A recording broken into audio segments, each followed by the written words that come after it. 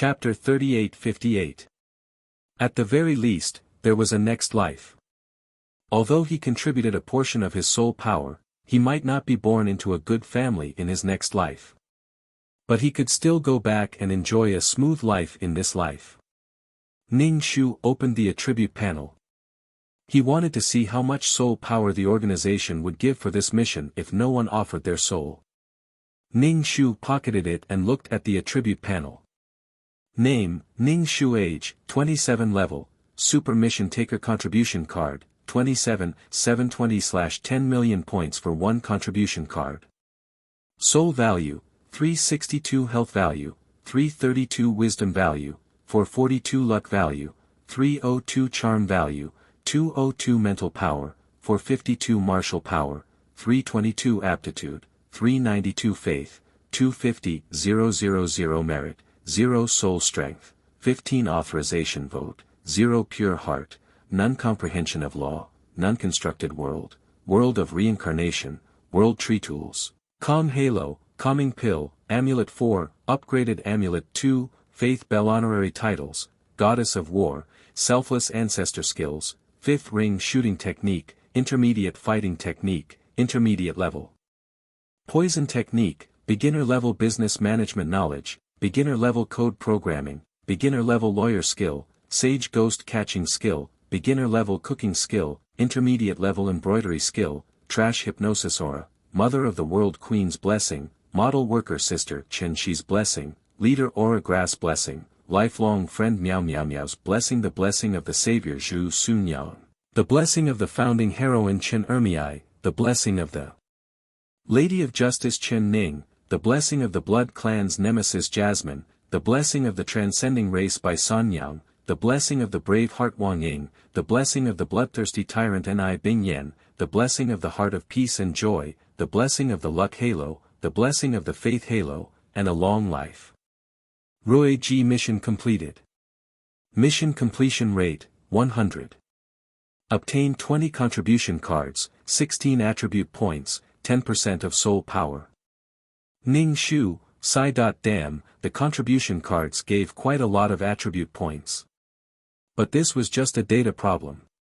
The main system could just change it. A bunch of data was useless. Ning Shu didn't care about these data at all. Was it useful to add so many attribute points to his martial power, luck, and intelligence? It didn't seem to be of much use.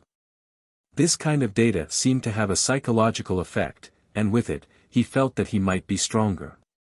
Just looking at the data made him feel bloated. He only gave him a little of the useful soul power, but not the truly useful ones. Clearly, she didn't want to give him too much soul power, so she gave him some data to make up for it. This kind of mission was quite disadvantageous. Without the soul power of the person who entrusted it, the system would only give a little bit of it. It's so real. The human world was not worth it. Ning Shu asked, "Do you have many of these missions on hand now, oh?" Dan Qing said, "No, this kind of mission is randomly assigned. Everyone may have a few such missions, but some people will not encounter them.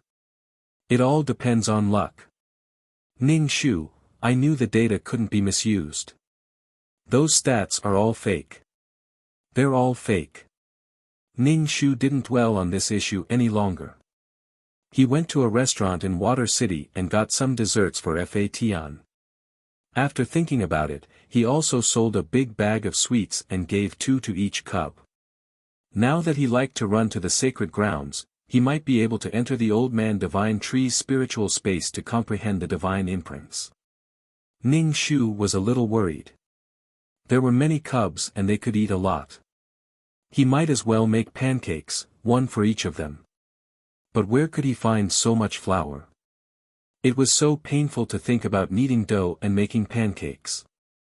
Forget it, jerky was really good stuff. Ning Shu brought a lot of things to the Holy Land. Probably because the cub shelter had already recognized her as a person, the barrier didn't stop her when she entered the cub shelter. Entering the cubs, there were all kinds of lively scenes. The cubs of various races were playing and playing. Until now, Ning Shu still didn't know who established this cubs. Ning Shu felt that the void was wild and mysterious. Various races were entrenched in tribes. But the cub's existence gave Ning Shu the feeling that the void also had a very powerful civilization. Ning Shu gave the desserts to Fa Tian. Fa Tian took it happily and asked, "Why are you here again so soon?" "After I finished the mission, I came to take a look. I have to go back soon." Ning Shu took out a big bag of sweets and said to the cubs, "I brought some sweets. 2 or 3 for each of you." When the cubs heard that there was food, they gathered around as fast as they could and extended their claws in front of Ning Shu. Ning Shu stuffed 2 sweets in each of their claws. The cubs who received the sweets clumsily peeled off the wrapper and stuffed it into their mouths. A sweet and great taste filled their mouths. If the creatures in the void wanted to eat something sweet, they would definitely eat fruits. Donglan walked in front of Ning Shu. She still had sweets in her mouth. She said to Ning Shu, "I like to eat this. I also want to eat the things in Fa Tian's hands." She pointed at the sweets in Fa Tian's hands. They were cute and full of appetite. She took out a conch-shaped object and said, "This thing can let you hear very far away. It can help you avoid some dangers. Take it and help me by the thing that Fa Tian ate." Ning Shu accepted the conch. This was probably something from Donglan's hometown. It could hear very far away. It was not bad. It had the buff of clairaudience. Although this kind of pastry also required merit points to buy, it was still a pastry and did not cost much. Ning Shu nodded and smiled at Donglan. "Okay, I'll buy it for you next time." With Donglan's example, the other cubs followed suit. They took out their own things and bought what they wanted from Ning Shu. Some cubs even plucked their own fur and stuffed it into Ning Shu's hands. Looking at the fur in his hand, Ning Shu was silent. Why would she keep such fur? Could it be that this fur could change 72 times? After a while, Ning Shu received all kinds of things. Of course, some of them were useful, while others were useless. In the end, he was still taking advantage of these cubs. The old man from the divine tree watched from the side and did not stop Ning Shu. He only watched silently while stroking his long beard that trailed on the ground. After he was done, Ning Shu sorted out the things he received. As for the fur and the lost baby teeth, Ning Shu did not throw them away. Needless to say, these baby teeth were very hard. In the mortal world, they were definitely divine weapons. There was no harm in keeping them. Ning Shu also recorded the cubs' needs. When the time came, he would purchase them one by one and become a qualified logistics staff. After he was done, Ning Shu greeted Old Man Divine Tree. Old Man Divine Tree snorted and said unhappily, "You don't want to make food. You use these little things to trick the cubs." To view the new chapter of Zui, please go to mobile address. Chapter 3859. Ning Shu wasn't afraid of Old Man Divine Tree. He said, "When you eat too much, you won't be able to move. It's the same for the cubs. I don't think we should feed them too much. Half full is enough." If she really ate so much 3 meals a day, she would probably die of exhaustion. Old Man Divine Tree knew that Ning Shu wanted to slack off, but he couldn't refute him. He was unhappy and said, "I wanted you to comprehend the divine rune, but I'm not happy now. I'm not in the mood, so I won't open the spiritual space." Ning Shu smiled and said, "It's okay, it's okay. There's still a long way to go." This thing wasn't easy to comprehend, but Ning Shu wasn't in a hurry. With the sacred ground, Ning Shu felt that he had a place to stay even if he left the organization. Ordinary void creatures had ways to enter the sacred ground, and their whereabouts were unpredictable. It was probably the safest place in the void. He didn't have to worry about leaving the organization and wandering in the void. When he left the organization, he didn't have to do missions. He had plenty of time to comprehend the divine rune. Now that old man divine tree was unhappy, Ning Shu didn't insist on comprehending it. Dan Qing was urging Ning Shu to go back again. Ning Shu said goodbye to Fa Tian. Fa Tian stood up and said, "I'll go back with you to see the little mouse sculpture." Ning Shu didn't pay much attention to the little mouse sculpture. He asked, "It can come back to life so quickly?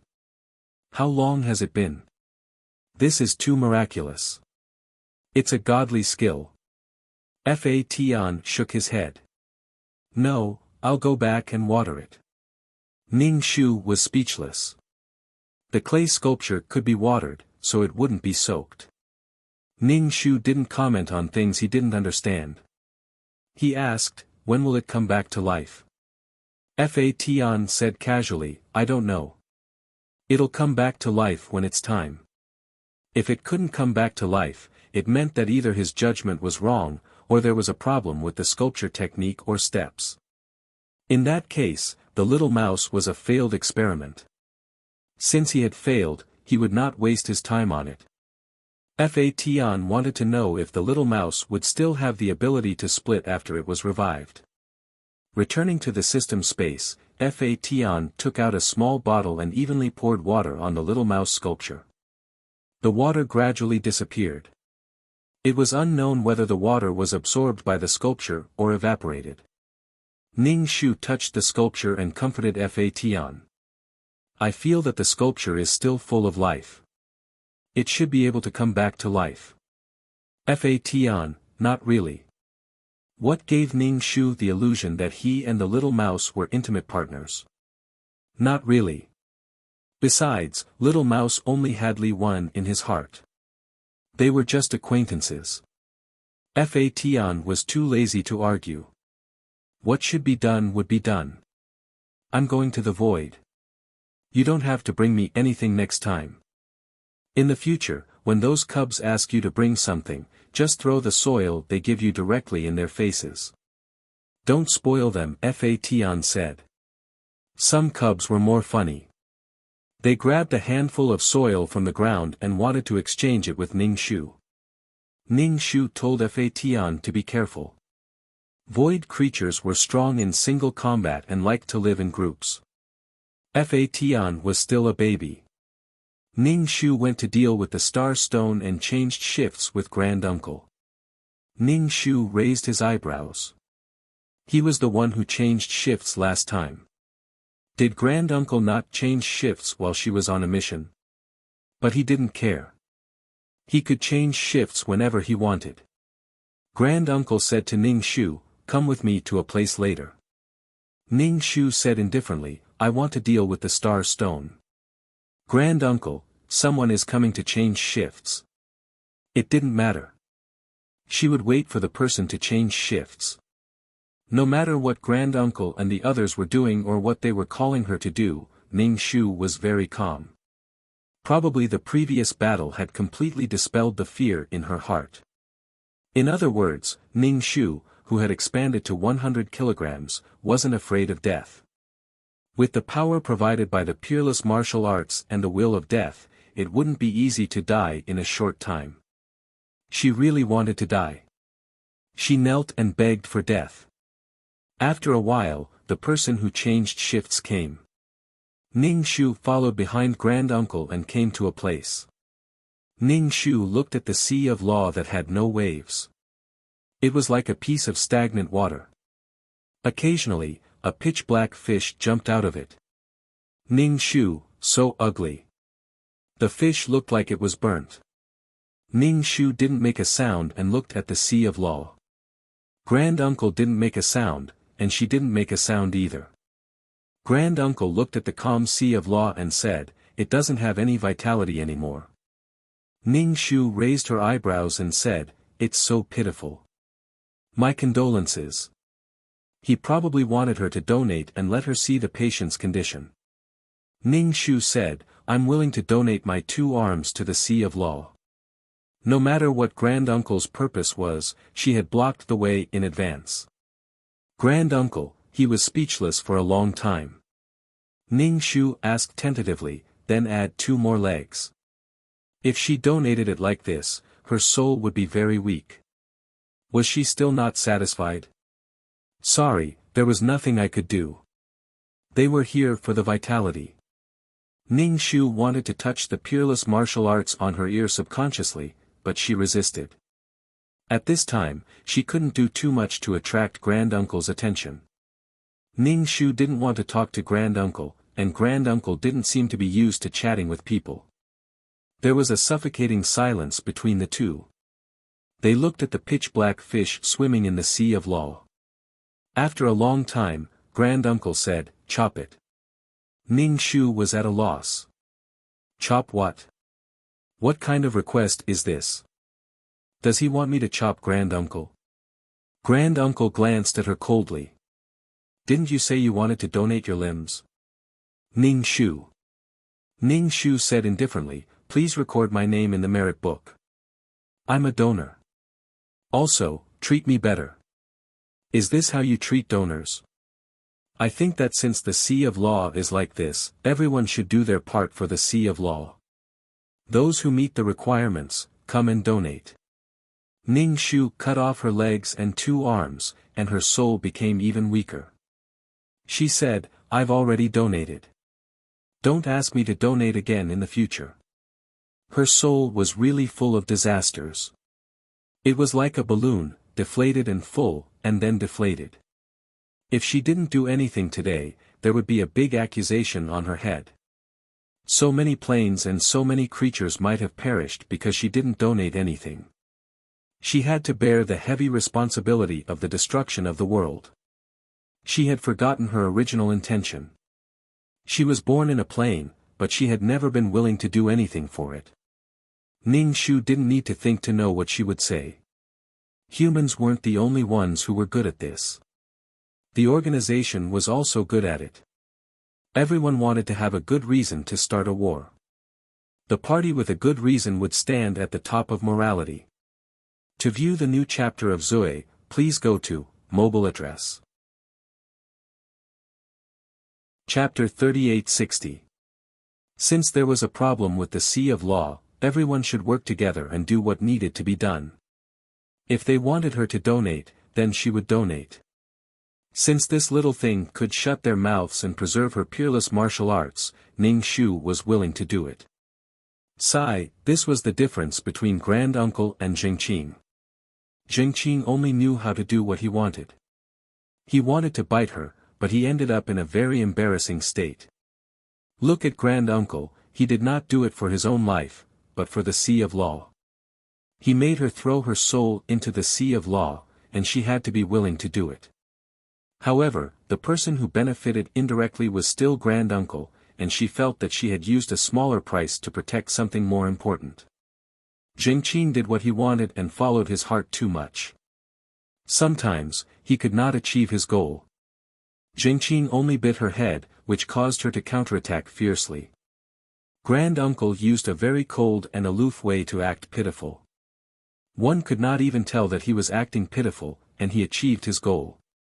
I will donate, I will donate, I will donate. And Ning Shu was willing to lose her soul power to do something for the Sea of Law.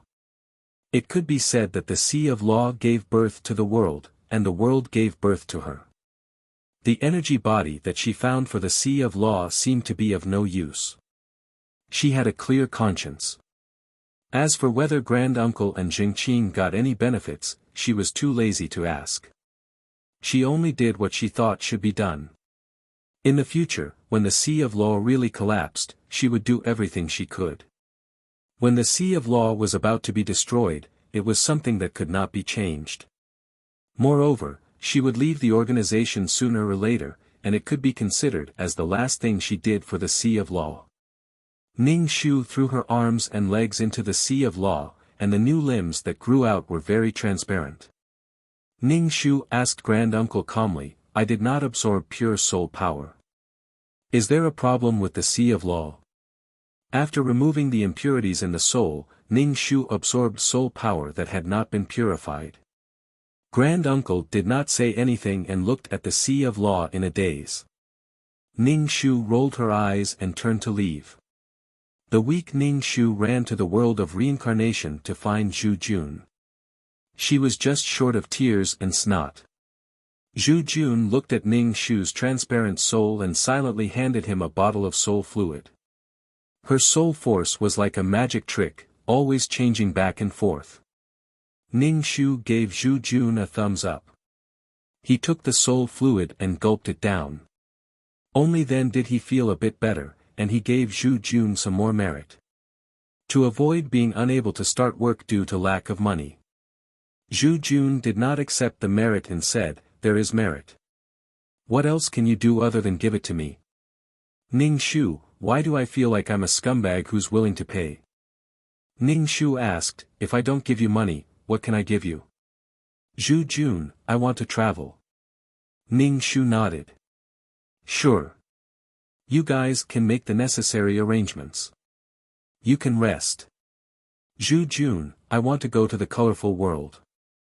Ning Shu, "Sure, but don't cause any commotion in the world. I'll find you a tool to go to the world." Only then was Zhu Jun happy. "Alright, I'll wait for you." Ning Shu, did she neglect the needs of her employees? However, the appearance of this golden skeleton was really eye-catching. Also, traveling through worlds too frequently was harmful to the world. Although the harm was relatively small. Ning Shu said, "Wait a little longer. Wait until the world in my hand forms into a world of living beings. Go and take a look. As for the other worlds, it's better not to go." Now that there was a problem with the Sea of Law, it directly affected the world. 1,000-mile dike could be destroyed by an ant's nest. Perhaps because of Zhu Jun's travel, it would collapse. It was not stable at all. Coincidentally, it would destroy this weak balance. The impact would be huge. Zhu Jun nodded. "Alright, we can wait. We can't go to Nine Palace Mountain now. Let's forget about Nine Palace Mountain." Nine Palace Mountain was in a miserable state now. Several worlds had been wiped out. Although there was Zhu Jun's soul fluid, Ning Shu's soul was not in a good state. Looking at the souls walking around him, Ning Shu wanted to grab a soul and eat it. However, she was an ordinary soul after all. She had a burden in her heart. Directly devouring souls was like eating humans. Unlike the little evil demon, who was born at the top of the soul food chain. If Ning Shu ate chicken, duck, and fish, he naturally would not feel any burden. To the little evil demon, the souls in world of reincarnation were chicken, duck, and fish. He understood the situation in world of reincarnation from Zhu Jun. There were no problems in world of reincarnation now. It was just that some souls would riot and devour each other. They wanted to devour more souls to strengthen themselves.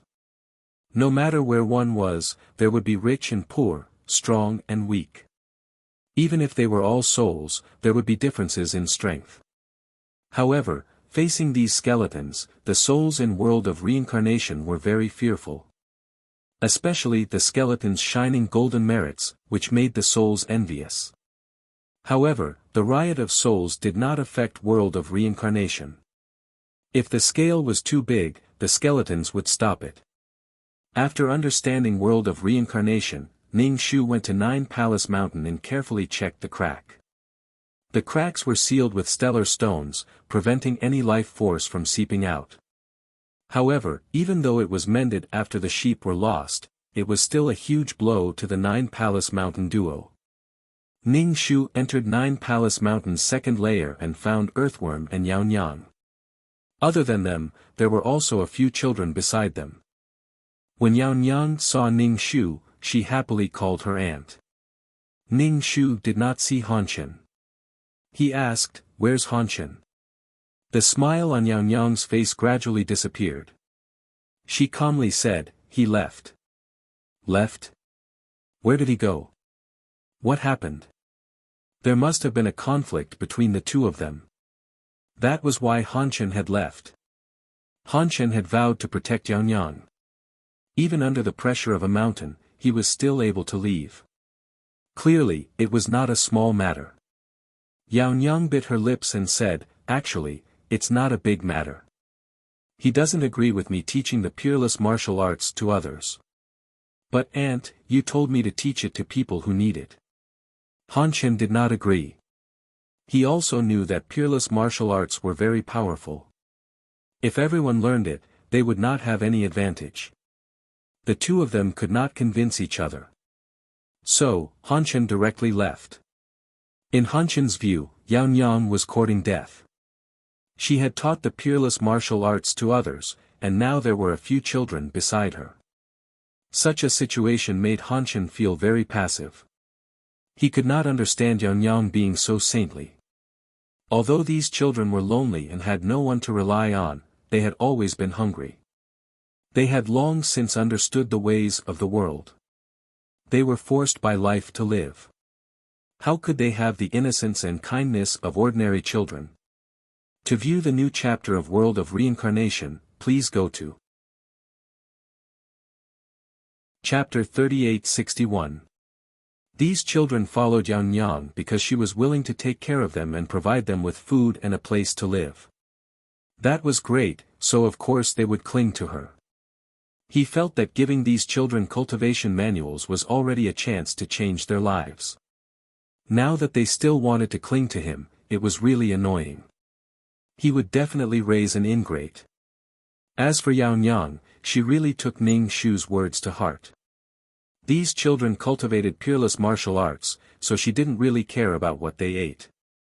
The conflict between the two of them was due to the clash of their thoughts. Before Hanchen lived with Yaonyang and the others, he lived in a sect. He knew all too well about the relationships and conflicts between sections. Given Yaonyang's personality, there was no way she wouldn't be fooled by them. Don't underestimate them just because they were children. Ning Shu knew that it was mostly his fault. He said, "Why didn't you talk nicely and drive him away?" I wanted to talk to him nicely, but he was already angry. He felt that I shouldn't have spread peerless martial arts around. Later, when these children followed him, he got even angrier and left. Ning Shu looked at the children. These children don't want to leave, right? Yaonyang felt a headache coming on. Yes. Compared to Hanchen, these children were obviously more important. However, she didn't expect him to really leave without looking back. Yaonyang felt wronged. Ning Shu said, no one was looking after them at first. Now that someone is looking after them, they have to cling on even if they have to. Even if they have to play some tricks, they have to stay. It was for survival. As for how grateful they could be to Yaonyang, it wasn't certain. If she drove them away, these children would bear a grudge against Yaonyang. It wasn't easy for them to see the light at the end of the tunnel, but now it was destroyed. As for the peerless martial arts, what the hell was that? Could it change their current situation? Could it let them eat? It couldn't. When survival was a huge problem, everything else had to take a back seat. This thing could make her stronger, but if she didn't eat, she would starve to death. Speaking of which, it was all because of her. Ning Shu didn't expect that something like this would happen because of her. From the looks of it, Yaonyang's personality was still too naive and adorable. She viewed things too one-sided. He shouldn't have allowed Yaonyang to do such a thing again, lest she got herself into trouble. Ning Shu turned to Yaonyang and said, "Let the children go. Give them some traveling expenses and food. Tell them that you're busy and can't take care of them. Give them more traveling expenses and food." Yaonyang nodded and walked towards the children with the bundle in her hand. The children's faces were filled with apprehension. When they saw Yaonyang's face, they had a bad premonition. One of them said, "Sister, we will definitely be obedient and won't cause any trouble. Please don't drive us away." "Lady Yao, I haven't even opened my mouth." Yaonyang took out all the savings and food in her bag and said, "I have other things to do, so I can't take care of you. Take this money. It's enough for you to live for a long time. We don't want the money. We just want to follow you. Sister, you're the kindest person." The children begged Yang Yang. When money ran out, food would run out. Only by following this sister could they always have food to eat. They didn't ask for much. As long as they could fill their stomachs, they wouldn't have to fight for food on the streets. They just wanted to eat the leftovers of others. Yang Yang was compassionate, but it wasn't easy to take care of these children. One of the older children angrily snatched the bundle from Yang Yang's hands and said angrily, "I knew it. These people are just hypocrites. How could they really care about beggars like us? Now that they can't pretend anymore, they want to use money to send us away. Hypocrites, hypocrites." The children were especially angry. Yang Yang's face turned pale, and her body began to wobble. During this period of time, she had not mistreated these children. She had given them food, clothes, and even took care of the children's cultivation of peerless martial arts. She treated them with sincerity. At this moment, the children's angry faces made Yang Yang feel extremely uncomfortable. She almost burst into tears. She steadied her voice and said emotionlessly, "Just take it that I'm being hypocritical. I was just being kind for a moment. I don't want to care about you anymore. You can leave." Hearing Yang Yang's words, the children didn't know what to do. They instinctively said those words just now because they wanted to make Yang Yang feel guilty. It was also because they were sensitive and felt inferior. Seeing Yang Yang say such words so emotionlessly, the children couldn't bear any more hope. They said hatefully, "Let's go." Grabbing the bundle, they ran away. She gave them food and money, but she didn't even receive the slightest bit of gratitude. Instead, she was filled with resentment. Confusion flashed through Yang Yang's eyes. Why was it like this? Ning Shu apologized to Yang Yang, "I'm sorry. She shouldn't have given Yang Yang such a simple task. If it was Ning Shu who imparted peerless martial arts to others, he definitely wouldn't have done it so perfectly." Yang Yang's eyes were filled with tears. "Auntie, I don't understand. Why is it like this?" Earthworm anxiously comforted Yang Yang, "It's those bastards who are cruel and unscrupulous. It's not your fault. It really isn't your fault." Ning Shu pursed his lips and said, "If you give them too much, it's inevitable that they'll want more." This was the principle of giving kindness to those who give them too much. If Yang Yang just casually tossed a few copper coins into the bowls of these child beggars, they would definitely be very grateful. In their hearts, a few copper coins were enough for them to eat a full meal. If their expectations were low, they would be very grateful. However, Yang Yang gave them too much, which made these children's appetites grow bigger. Their expectations of Yang Yang were anchored in a relatively high range. Thus, their expectations of Yang Yang were set with this as the starting point. If their expectations were lower than this point, Yang Yang would be faced with resentment, not gratitude. Yang Yang revealed a bitter smile. "It seems that I was wrong. Han Chen was right." Ning Shu shook his head. "You weren't wrong. There's nothing wrong with doing good deeds. However, there's also a need to pay attention to the rules. When doing good deeds, you need to think more than when doing bad deeds. When doing bad deeds, one only needed to do them. However, when doing good deeds, one needed to think more than just doing them." Yang Yang paused. "Then I'll go and ask for those things back. Thinking back, if they don't remember my good deeds after taking my things, I might as well feed them to the dogs." Ning Shu didn't have any objections. Whether Yang Yang wanted them back or treated it as a lesson, it was all up to her. To view the new chapter of Zoe, please go to mobile address. Chapter 3862. The more Yang Yang thought about it, the angrier she got. She said, "I want my things back. Eating, drinking, and going to the toilet required money. Without these things, they would have to suffer. It was too hard to live in the open. There was no need to sacrifice herself to help others." When Yang Yang was angry, her eyebrows raised, adding a bit of heroic spirit and sharpness. Ning Shu felt that this was quite good. Kindness had to have a sharp edge. Without a sharp edge, kindness was just a weakness that could be bullied by others. Yao Nyang tapped the ground with the tip of her foot and jumped onto the treetops. She quickly chased after the children. Ning Shu glanced at Earthworm next to him. Earthworm was confused by Ning Shu's gaze and asked, "What are you looking at? Did I do something wrong?" Ning Shu sighed. Earthworm was not human. He did not understand the ways of the world. The Yao Nyang he raised was also naive. Knowing the ways of the world but not being sophisticated was the most mature way of thinking. Earthworm was even more flustered by Ning Shu's sigh. What was with that look of disdain? Why are you sighing? Why are you looking down on me? You left the children to me. Now that there's a problem with the children, you're blaming me. You're just a piece of trash, a piece of trash, a piece of trash. Ning Shu felt guilty. You're right. It seems that I'm indeed a piece of trash.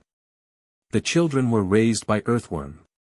He did not care much about them. He did not have the right to criticize Earthworm. Ning Shu apologized. Sorry.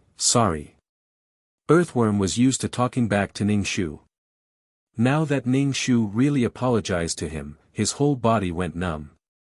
He did not know what to do. He snorted and turned his head away, ignoring Ning Shu. After a while, Earthworm spoke to Ning Shu. What do you think we should do with our daughter? I also think that her personality is not good. Being bullied all the time is not a solution. Our daughter. Ning Shu was too lazy to correct his slip of the tongue. He said, it can only be changed slowly. The most important thing is still to see the ability. Don't do kindness that exceeds your capabilities. Otherwise, you'll end up with a body full of complaints and a miserable ending. A while later, Yao Nyang returned with a bundle in her hand. She looked refreshed, and it was comforting to see the fear and heartache on the faces of the children. This in itself was even more comfortable than taking the item back. She smiled and said to Ning Shu and the Earthworm, I'm back, and I've brought back the things. With these things, we don't have to live in the open anymore. Ning Shu nodded. Alright, I'll listen to you. Seeing that Yao Nyang didn't seem to be affected by this matter, Earthworm was slightly relieved. The Earthworm would rather let Yao Nyang live according to her own wishes than let her suffer grievances. Some random people shouldn't even dream of making Yao Nyang unhappy.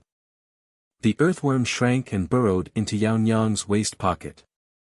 Along the way, he said to Yao Nyang, in the future, let's ignore those heartless bastards. Yao Nyang thought for a moment and said, everyone wants to live a good life. They think that I can give them a good life, but now that I can't, they'll be disappointed and angry. Speaking of which, she thought she was smart and overestimated herself. However, she was still very angry that Han Chen left just like that. If you're so capable, don't come back for the rest of your life. The two of them hurried to the town ahead and found an inn. When they walked in, they saw Han Chen sitting on a stool leisurely, sipping wine. He seemed to be waiting for something. Sensing that someone was at the door, he turned around. When he saw Ning Shu, he choked on the wine in his mouth. Han Chen immediately wiped the wine from his mouth and stood up as if he was being punished. He no longer looked like a leisurely expert. Yao Nyang's face lit up when she saw Han Chen. However, she thought of something and immediately put on a stern face, ignoring Han Chen and sitting down at another table. Ning Shu didn't say anything and sat down as well. Han Chen coughed and walked over. Ning Shu cupped his hands and said, Senior, you're here. Ning Shu nodded and asked, why are you here? Han Chen said, I'm waiting for Yao Nyang here. Something happened earlier, so I waited here. Ning Shu nodded. It's been hard on you. Han Chen sighed in relief and said to Yao Nyang, it's my fault. Lady Yao pouted. Alright, I'm the one who's being unreasonable and insensible. Han Chen sat down and asked, "Where are the children?" Yao Nyang felt guilty. "I sent them away." Han Chen raised his eyebrows. His survival instincts prevented him from saying anything and asking anything. After that, the group went to many places and exposed many scams. After a great disaster, people urgently needed someone to rely on. At this time, some people jumped out to swindle money and women.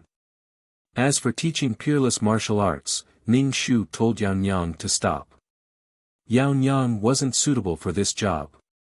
Han Chen saw that Ning Shu didn't seem to have any intention of teaching peerless martial arts to others. He sighed in relief. If this thing became a street item, it wouldn't be special. Everyone had cultivated Qi Jin, and everyone was so powerful. They had no advantage at all. It was fine to say that he was selfish or narrow-minded. However, this kind of thing couldn't be taught so casually. Ning Shu could understand Han Chen's selfishness. However, Ning Shu wanted more and wanted to see further. He wanted to increase the power of faith for peerless martial arts. However, the power of faith wasn't something that could be obtained easily. People who cultivated peerless martial arts had to believe in them in order to produce the power of faith. However, most people treated peerless martial arts as a kind of power, and wouldn't produce the power of faith. Ning Shu also didn't plan to let Yao Nyang do it. Yao Nyang was an ordinary person.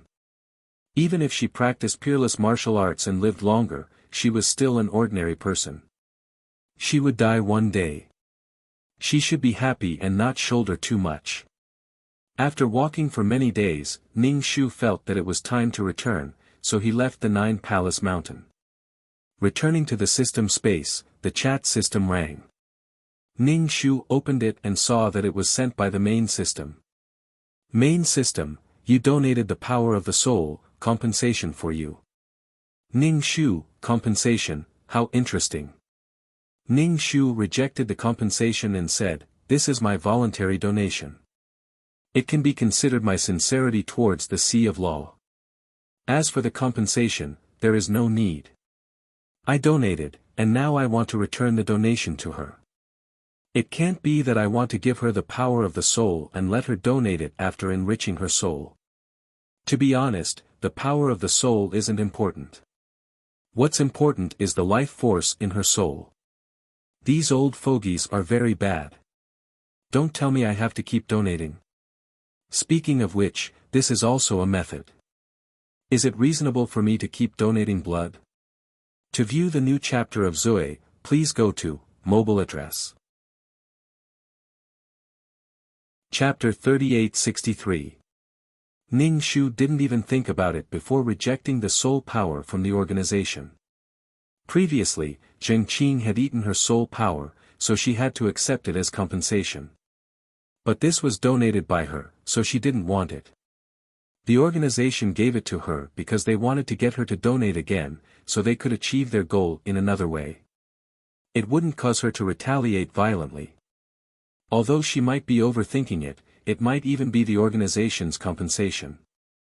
After donating her blood, she would still get 2 eggs to eat. But Ning Shu didn't want it. The main system was a little surprised. You don't want it? Usually, she would make a fuss when she had nothing to do. Whenever she lost something, she would make a fuss about it. Now, she didn't want it at all. Ning Shu, no, I donated it. Asking for the donation back. What kind of donation was that?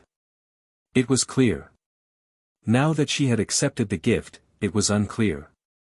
The main system was silent for a while and didn't give her any more soul power. Then, it typed a few words. Go and deal with the Star Rock. Ning Shu rolled her eyes. My soul is weak. I can't deal with the Star Rock. Let's talk about it later. Dealing with the Star Rock would hurt the soul. If the soul was strong, it would be fine. But when it was weak, the impact would be huge. Ning Shu didn't want to be abused at this time. Rest, rest. The main system was silent again. It just ignored Ning Shu. Ning Shu sat on the sofa with her legs crossed. She took out a fruit and spat out the skin and the core. She was carefree. After resting for a while, she would do missions and get some soul power. Then, she would get Zhu Jun to help her collect some soul fluid. Maybe her soul would recover soon. Ning Shu ate the fruit and realized that she couldn't even hold it. She looked at her soul. It was so transparent that she couldn't see it. What was going on? Where was her soul power? Ning Shu looked at her soul and fell into a daze. What happened? She just ate a fruit. Ning Shu asked, "Can you still see me?" "There are some marks. If you don't look carefully, you won't be able to see them," Dan Qing said. Ning Shu asked Dan Qing, "Did you see what happened to me?" Dan Qing was silent for a moment. "I don't know. Anyway, with a whoosh, you became transparent." Whoosh. The question was, what had happened? Ning Shu was a little confused. What was he going to do?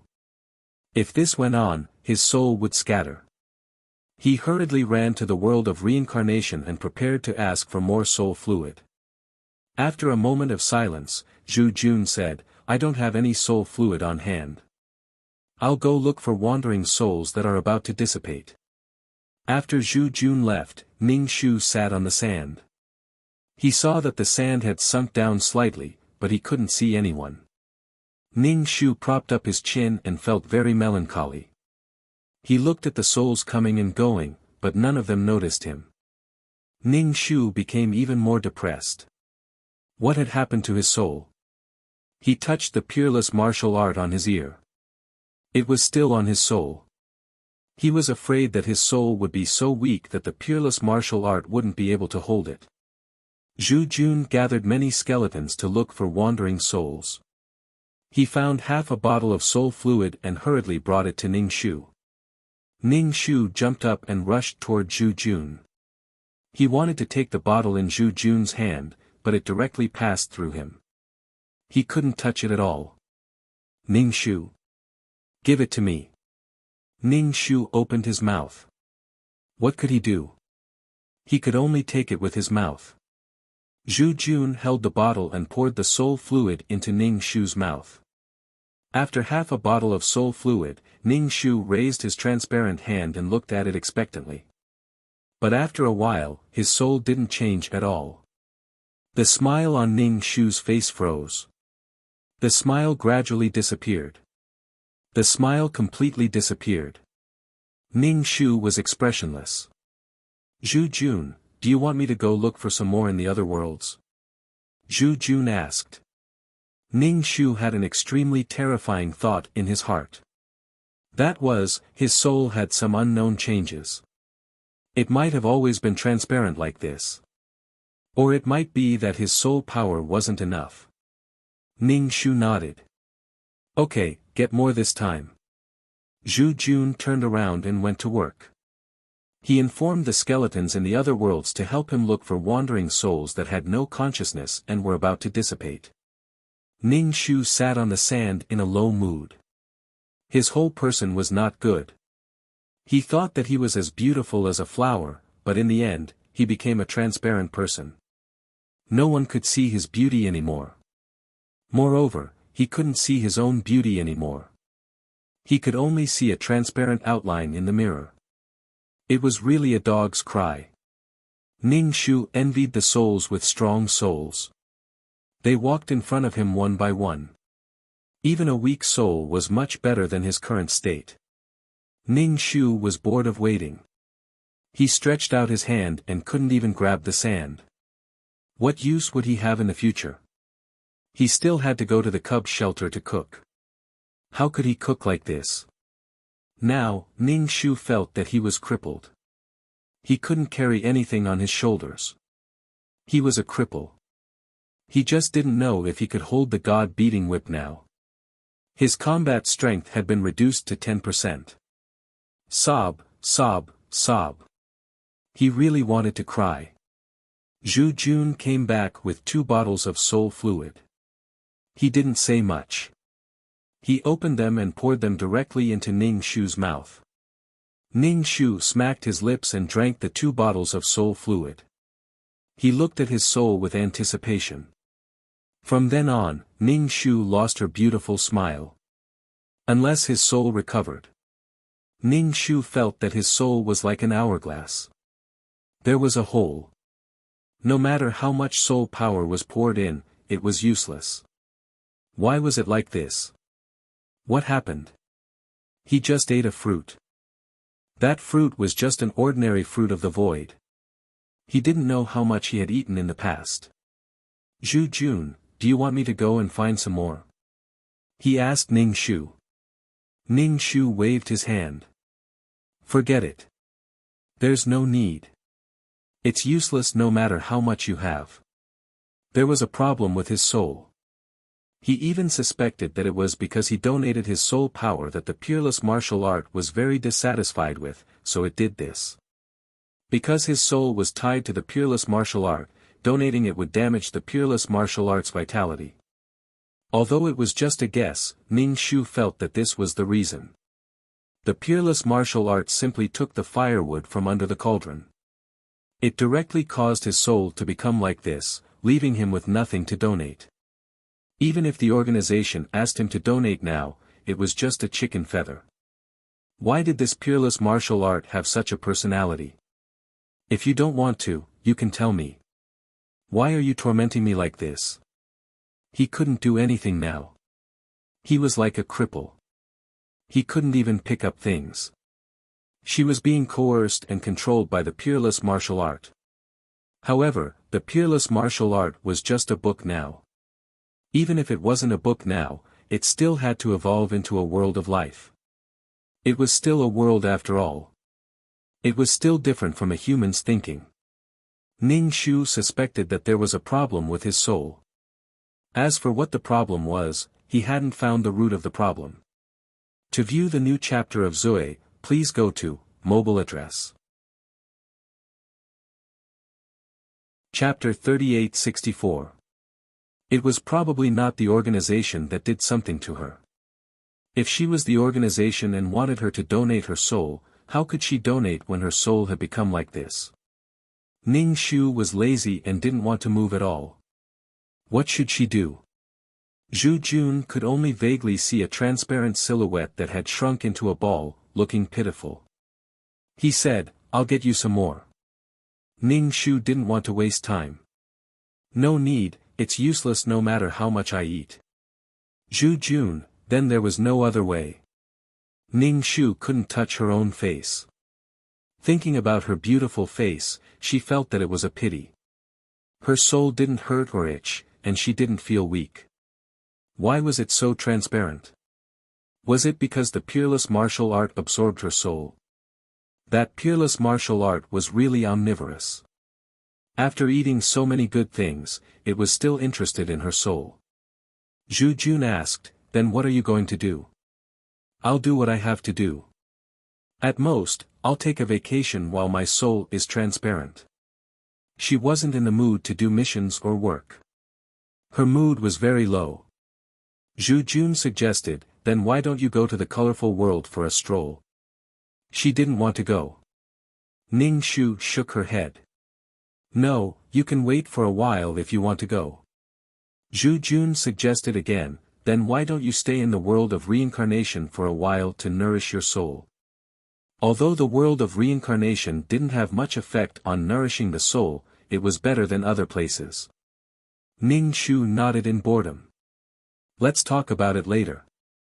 Zhu Jun looked at Ning Shu's half-dead appearance and said, "Why don't you go ask the others and see what's wrong with your soul?" Ning Shu made an "oh" sound. He probably wouldn't be able to get anything out of anyone. Moreover, Ning Shu didn't want to ask Sang Liang and the others. It was embarrassing to appear in front of them like this. She was someone who wanted to save face. Didn't he want to save face too? Maybe after a while, her soul would be fine. Let's wait and see. In one's life, one had to experience some bitter things. Zhu Jun was completely at his wits' end. He stood silently beside Ning Shu. Ning Shu was in a daze for a while. Seeing that Zhu Jun was still there, he said, "Go ahead and do your work. I'll stay here for a while." "Zhu Jun, then I'll be leaving." Ning Shu waved his hand. "Zhu Jun, then I'm really leaving." Ning Shu waved his hand. "Let's go." This time, Zhu Jun really left. He didn't stop at all, leaving behind a carefree figure. Ning Shu sat on the black veil. He thought that he should ask the Abyssal Prefect about the soul. Perhaps the Abyssal Prefect would know. However, it seemed that the little demon was at a critical juncture and couldn't be disturbed. Forget it, his soul was fine for the time being. Let's talk about it later. Let's talk about it later. After all, he had experienced some things. Facing such a situation, Ning Shu did not panic. No matter how much he panicked, it was useless. He wasn't dead yet. Ning Shu wandered around the world of reincarnation and found some black fruits. They were quite sweet. This kind of fruit was quite nourishing for the soul. Unfortunately, it was useless for Ning Shu. Ning Shu said, "They assigned you a task. They asked you to go to the world to collect materials." Ning Shu. "Do you think I can do such a task in my current state?" "Dan Qing, I told the organization, but unfortunately, they ignored me." Ning Shu, in this case, he had to expose his own shortcomings. Ning Shu had to stand in front of Sang Liang and the others. Ning Shu came to the consultation room of the City of Water and waited.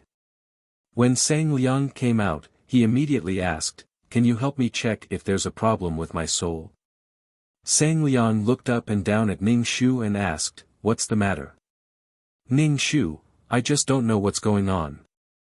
I've drunk a lot of soul fluid, but it's always so transparent. I'm so scared and worried." Sang Liang, he was really speechless. Ning Shu looked at Sang Liang expectantly and asked, "What's wrong with my soul?" Sang Liang carefully looked at Ning Shu's soul and shook his head. I don't know. Although Ning Shu wanted Sang Liang to know his situation, he really couldn't do anything. He also hoped that Sang Liang could know his situation. Maybe he could find a way to solve it. He was a little disappointed, but he didn't despair. "Thank you. You can see my current situation.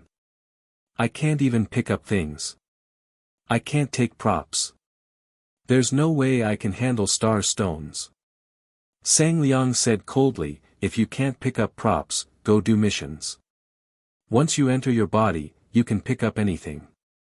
"Ning Shu, we'll talk about it when my soul recovers," Ning Shu said.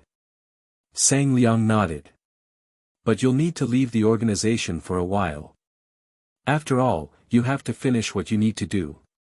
Ning Shu, got it. There was no other way. This was the deal. Ning Shu asked casually, "How much?" Sang Liang asked for money every time they met. Sang Liang, 100,000 merit points. Ning Shu paid and left. He wanted to eat something, but he couldn't pick up his chopsticks.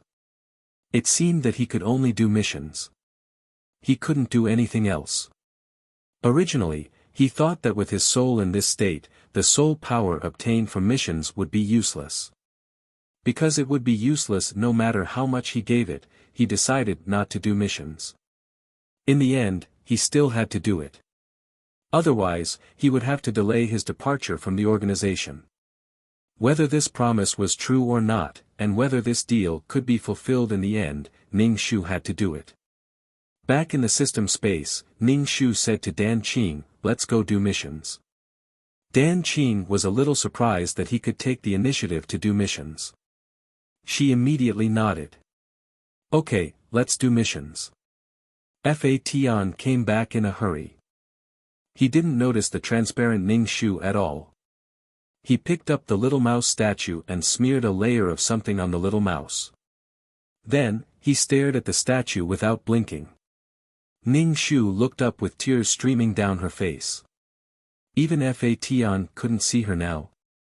Ning Shu walked to Fa Tian and suddenly said, "Hi." Fa Tian was startled. He looked back and saw the transparent outline of Ning Shu. He asked, "What's wrong with you?" Ning Shu smacked her lips and wanted to cry. "I don't know. Anyway, my soul suddenly became like this." Fa Tian raised his eyebrows and reached out to touch Ning Shu's soul. His hand went through her soul. Fa Tian took back his hand and looked at it. He said, "Don't worry too much. It's good to be transparent for a while. Just think of it as fasting." Ning Shu. She didn't have a body. What fasting? Ning Shu looked at the little mouse statue and asked, "What did you do?" Fa Tian said casually, "Oh, I just did something to see if it could come back to life." Ning Shu looked at the statue and said, "Oh, I see. Why do I feel like this statue is alive?" Ning Shu looked closer and found that the little mouse's fur seemed to be real. It was reflecting light. It was made of mud. No matter how realistic it was still fake. To view the new chapter of Zoe, please go to mobile address. Chapter 3865. But this time, the fur was real. It seemed to be a body of flesh and blood, full of life. Fa Tian glanced at it. "It's all right. There's hope for it to wake up. What did you put on it just now?" After rubbing that thing, the sculpture underwent a qualitative change. It was a treasure found in the Donglan Sea. Ning Shu sighed. "You're quite good to the little mouse. To go to such great lengths for it, it seemed like he truly treated the little mouse as a companion." Fa Tian was speechless. "Ha!" Ning Shu said with relief, "You're really a Nuwa." Fa Tian corrected him expressionlessly. "I'm a boy." Ning Shu asked, "The Donglan Sea? It was found for you by the Donglan Sea, right?" Fa Tian said, "No." Sensing that this topic wasn't very pleasant, Ning Shu changed the topic. He asked, "Do you think it's because I donated some soul energy that my soul became like this?" He donated soul energy, but it was actually his life force. Fa Tian's eyebrows immediately furrowed together. In the end, his entire face was scrunched up as if he had a toothache. Ning Shu knew what Fa Tian wanted to say. Logically and morally, I should do something. This is nothing. As for the consequences of my donation, I should be the one to bear them. Fa Tian nodded. That's true. When the time comes, I can leave calmly and easily. I won't have to start a new life with something on my back. But it's better to have a change in the soul than not changing at all. Maybe it'll develop in a good direction. After all, it's not a change from a serious injury, so there's no need to worry about it. Ning Shu saw that Fa Tian didn't seem to care about his changes at all. That calm look made Ning Shu feel that his changes weren't a big deal at all. It wasn't worth worrying about at all. Ning Shu nodded. That's true. It wasn't a big deal. Anyway, he had the will of death buff. It wouldn't be easy for him to die. Ning Shu saw the little mouse's sculpture move from the corner of his eye. He couldn't help but take a closer look. The sculpture stopped moving again. Could it be that her soul was transparent? Even her eyesight was not good. However, he believed that the little mouse would come back to life soon. He did not know if the little mouse would still be the same little mouse when it woke up. The sculpture of the little mouse moved again. Ning Shu confirmed that he didn't see wrongly this time. He hurriedly called out to Fa Tian, "Look, didn't the little mouse move?" Fa Tian stared at the sculpture. Under their gazes, the sculpture began to move stiffly. It moved its arms and legs like a robot, blinking its eyelids. Ning Shu did not need to breathe. At this moment, he subconsciously held his breath. He watched as the little mouse's eyes gradually regained their vigor. However, at first, he was confused. He stared at the world with a strange and fearful gaze. A dead creature had come back to life. This was a very magical thing. It could actually reverse life and death. Void creatures died and disappeared. They did not even have a soul. However, the little mouse had come back to life. Fation had a pair of godly hands. What was he studying? Fation was no longer the Fation she knew. He became mysterious and powerful all of a sudden. The little mouse looked at Ningshu and Fation. Its eyes were very blank. It seemed to have remembered something. In short, all kinds of memories collided in its head, making it very uncomfortable. There were these two people's faces in its memory. The little mouse's body was very stiff. Its limbs were also very clumsy. Fation said, "Don't move. You're mud now. If you move too much, you'll lose your arms, legs, and head." Ningshu. It was really made of mud.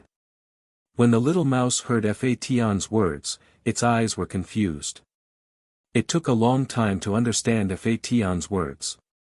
It stood there obediently and refused to move. Not to mention other things, just the fact that it had a low IQ made it completely the little mouse. Ningshu wanted to do the mission, but she had to keep an eye on the little mouse's current situation. Its body had always been stiff. Ningshu asked Fation, "Has its body always been this stiff?" It melted as soon as water poured on it. It was like a clay doll that couldn't be blown away by wind or hit by rain. Also, did it still have strength? Fation said casually, "Maybe. It's not its original body after all. As for whether it will always be like this, we'll see after a while." Ningshu looked at Fation. "Why are you so calm? Aren't you happy at all?" Fation's self-control was really good. Wasn't he happy that a living creature he had handled had come back to life? Fation nodded. "I'm happy." The first test subject seemed to have succeeded, but whether its strength was still there needed time to verify. It was also a failure. Ningshu raised her eyebrows. "This kid, forget it." Fation was a steady kid. She couldn't expect him to jump around happily like an ordinary kid. The little mouse that had woken up was an ignorant child. It also had a problem, which was that it kept howling as if it was in pain, but it couldn't say what it was. The howling made one's liver tremble. Ningshu asked Fation, "What's wrong with it? Why is it in so much pain?" Fation thought for a moment and said, "It's probably a memory conflict. Because it had just woken up and was hit by the memory crystal, its head hurt. It'll be fine after a while. It'll be fine after it digests the memory." Memory? Ningshu frowned. Does it still remember Li Wen? Fation hesitated for a moment and shrugged. "That's hard to say. It depends on how well it can accept it. Besides, I don't know much about the relationship between the two of them. I only mentioned it briefly." Ningshu nodded. Fation secretly poked the little mouse with his finger. The little mouse howled when Fation poked it. Looking at the little mouse, Ningshu fell into depression. How was he going to deal with this little mouse? Did he have to take care of another child? Moreover, it kept howling day and night. The howling made one's liver tremble. It felt like it could die in the next second. Besides watching and listening, there was nothing they could do. Ningshu tried to think of a way to stop it from howling, but he couldn't think of anything. He could only light some agarwood. The agarwood could calm the mind. Fation dug his ears. His ears were probably hurting from the little mouse's howling. He said, "I want to go back to the Holy Land." Ningshu looked at the little mouse and waved his hand without looking up. "Go ahead. It's really annoying. I'll look after it. If there's any problem, I'll look for you." Fation let out a sigh. "Forget it, I'll stay here and wait for it to stop causing trouble before I leave." Fa Tian thought for a moment, grabbed the little mouse, and drew some divine patterns on its body. The little mouse seemed to calm down and fell into a deep sleep. However, not long after, the little mouse started howling again. It was a nightmare. Ning Shu. It was painful. She also felt her head hurt. It was very painful. There was nothing heaven could do. He could only let him howl as he pleased. To watch the new chapter of Zoe, please go to mobile address. Chapter 3866. The little mouse's wails echoed throughout the system space. It opened its mouth and cried loudly. Ning Shu wanted to get a pacifier and stuff it into the little mouse's mouth. He had a bad feeling. He felt that the little mouse in the future would be more annoying than the little mouse in the past. In particular, their IQ was lower than before. If they grew up and saw Li Wen, they would run away. That would be really troublesome. After all, the little mouse only had Li Wen in its heart. It wouldn't care about anyone else. Thinking of this, Ning Shu really wanted to crush the little mouse. He didn't know what the little mouse saw in Li Wen. It was so sincere. It was a mystery. It was a crazy fanboy. A creature in the void worshipped a human so much. Li Wen was really a role model for humans. Dan Qing had already shut off his 5 senses. He didn't urge Ning Shu to do the mission. In this situation, he knew the answer even if he asked. Fa Tian asked Ning Shu, why don't we just crush it?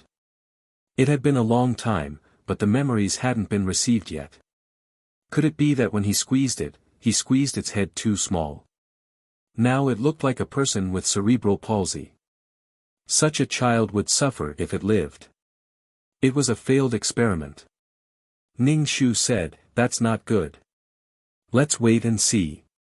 After all, it was the first creature that Fa Tian revived.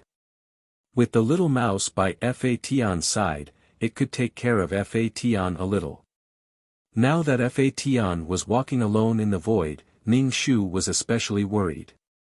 Fa Tian secretly rolled his eyes and dug his ears. He silently threatened in his heart, if you shout again, I'll crush you. However, the little mouse didn't know what Fa Tian was thinking.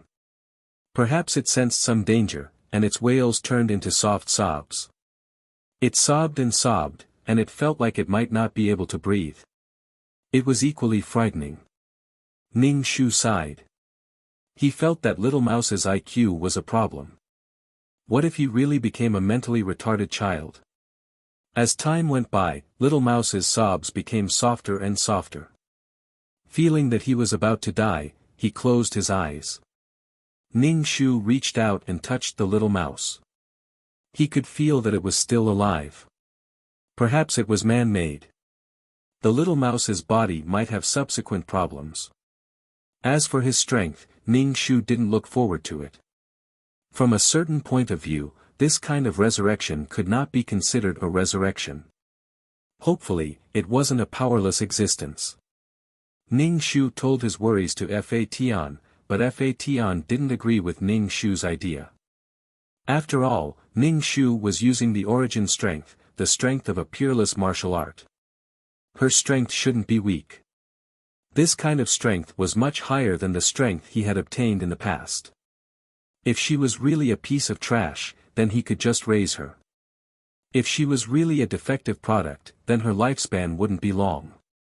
Moreover, she was made of mud. Once there was a problem, she would die very quickly. Fa Tian comforted, she shouldn't be weak. After all, we used many treasures on her body. Don't worry. Ning Shu's mouth twitched. How could he believe it? Forget it, he would just treat her as a pet. He wouldn't bring her out. He would just raise her in the system space. Fa Tian stopped wailing. Ning Shu also relaxed a little. He said to Fa Tian, go back to the sacred land. Tell Elder Divine Tree about my situation. I won't be going to the sacred land to cook or comprehend divine imprints for the time being. Fation asked, then what are you going to do? Do missions. If I keep delaying it, the time I have to leave the organization will be longer. Fation nodded, okay, I'll tell Elder Divine Tree. I think we should find a safe place in the void as a place to stay after leaving the organization. There's no rush to find a place to stay. Take care of your safety. Wherever the void was safe, there was no safe place. The sacred land was relatively peaceful and safe, but it didn't seem like he could stay there forever. When Fation was no longer a cub, the cub wouldn't take him in anymore. Could it be that he wanted to open a shop in the sacred land? What kind of requirements would there be? Ning Shu thought a little further. What he hoped for the most was that he had enough strength. That way, he could go wherever he wanted and do whatever he wanted. He didn't have to worry about this and that. There was so much void waiting to be explored, but he didn't have the strength to do so. It was too sad.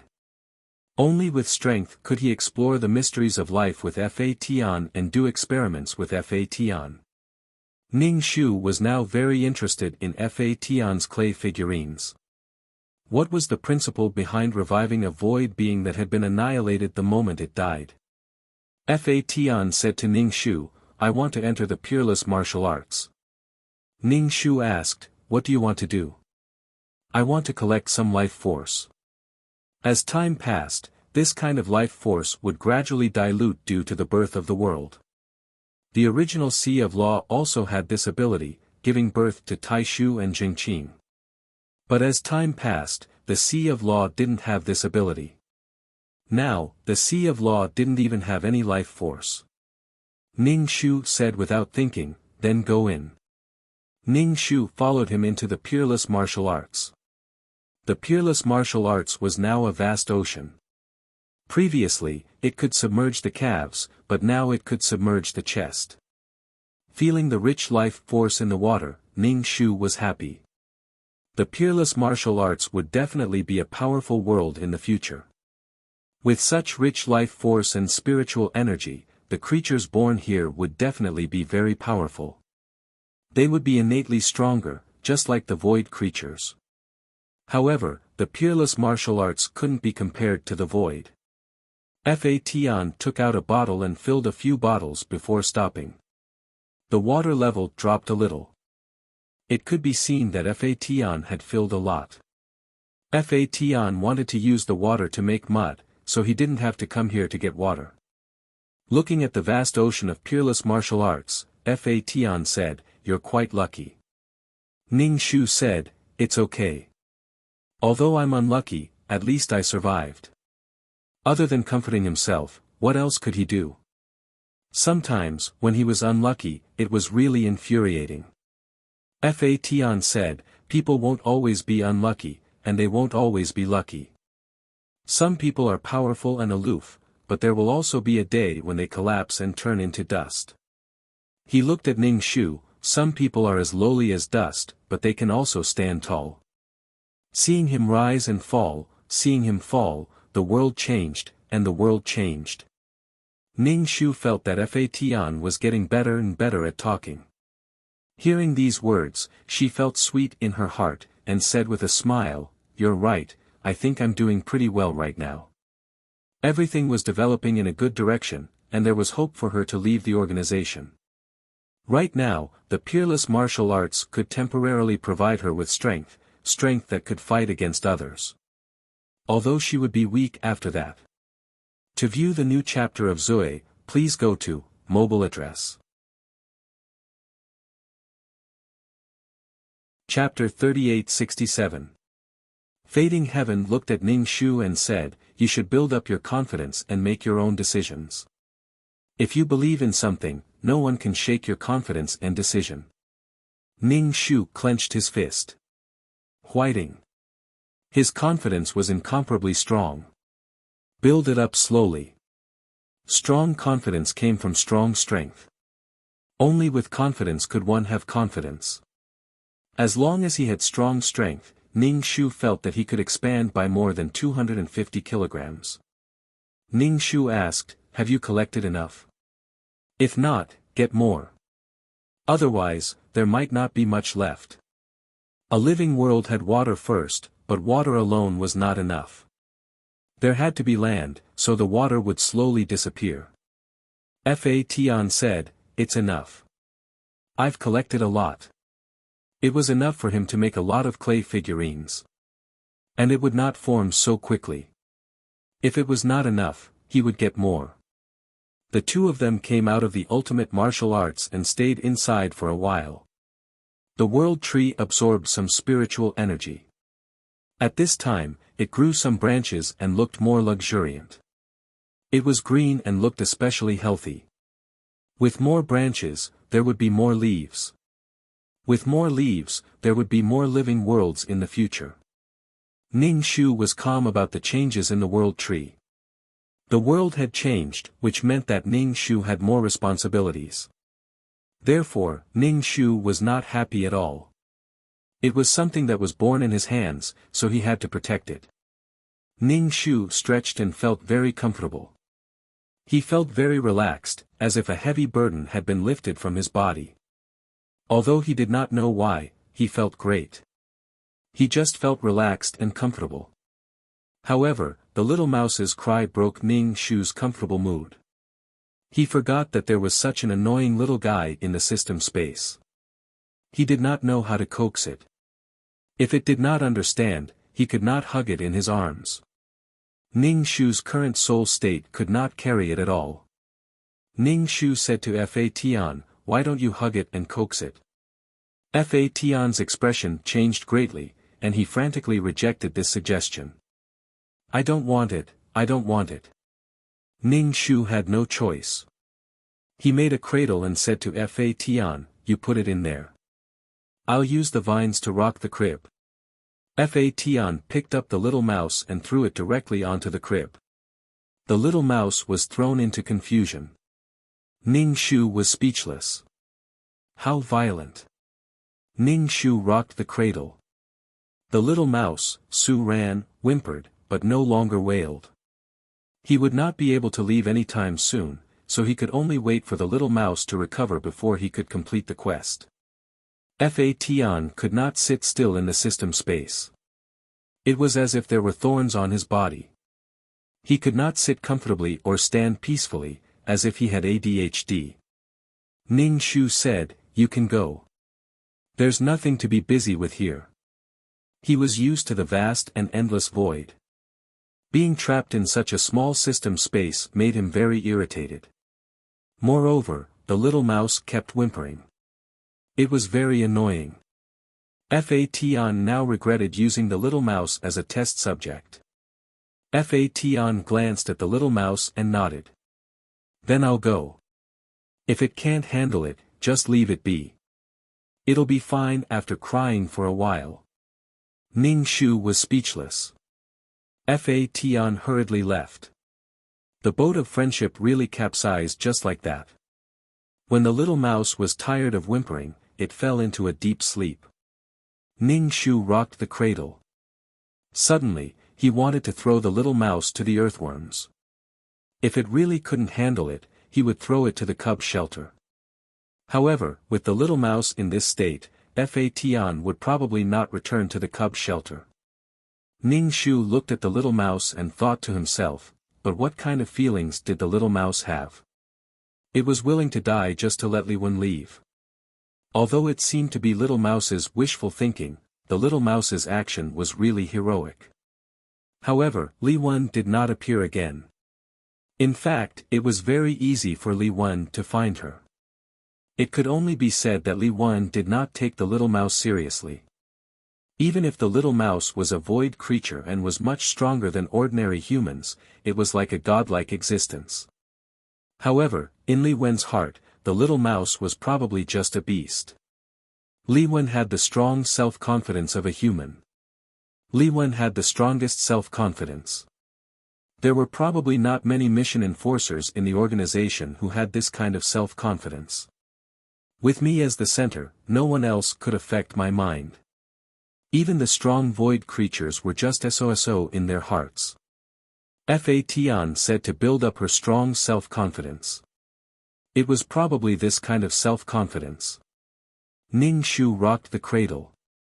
This kind of strong self-confidence could not be built for the time being.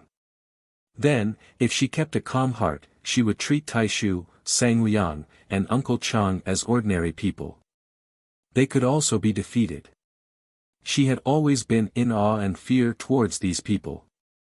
From now on, these people were just so in her heart. They had weaknesses and fears. They would also be born, grow old, get sick, and die.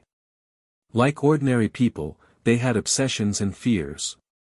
Ning Shu used the vines to cover the little mouse with a handkerchief. Just like the little mouse, a strong void creature, it could split into countless combat teams. However, it could not be obtained from an ordinary person. As she rocked, Ning Shu felt sleepy. She simply lay on the sofa and slept. She did not know how long she slept. When she woke up, she felt refreshed and her whole body had been sublimated. So high, she felt that her life had reached the peak. Sleep was really a good thing. It had been a long time since she had a good night's sleep. When she woke up, there was no pressure at all. The little mouse was still sleeping. Ning Shu stretched and extended the vines to continue rocking. As long as the little mouse did not cry or make a fuss, it was quite cute. If it really had no strength, it would be like raising a pet. Without strength, even if it wanted to jump around in front of Li Wen, it would not be able to do so. Li Wen wouldn't even spare a glance at such a little rat. Moreover, he did not know where Li Wen was now.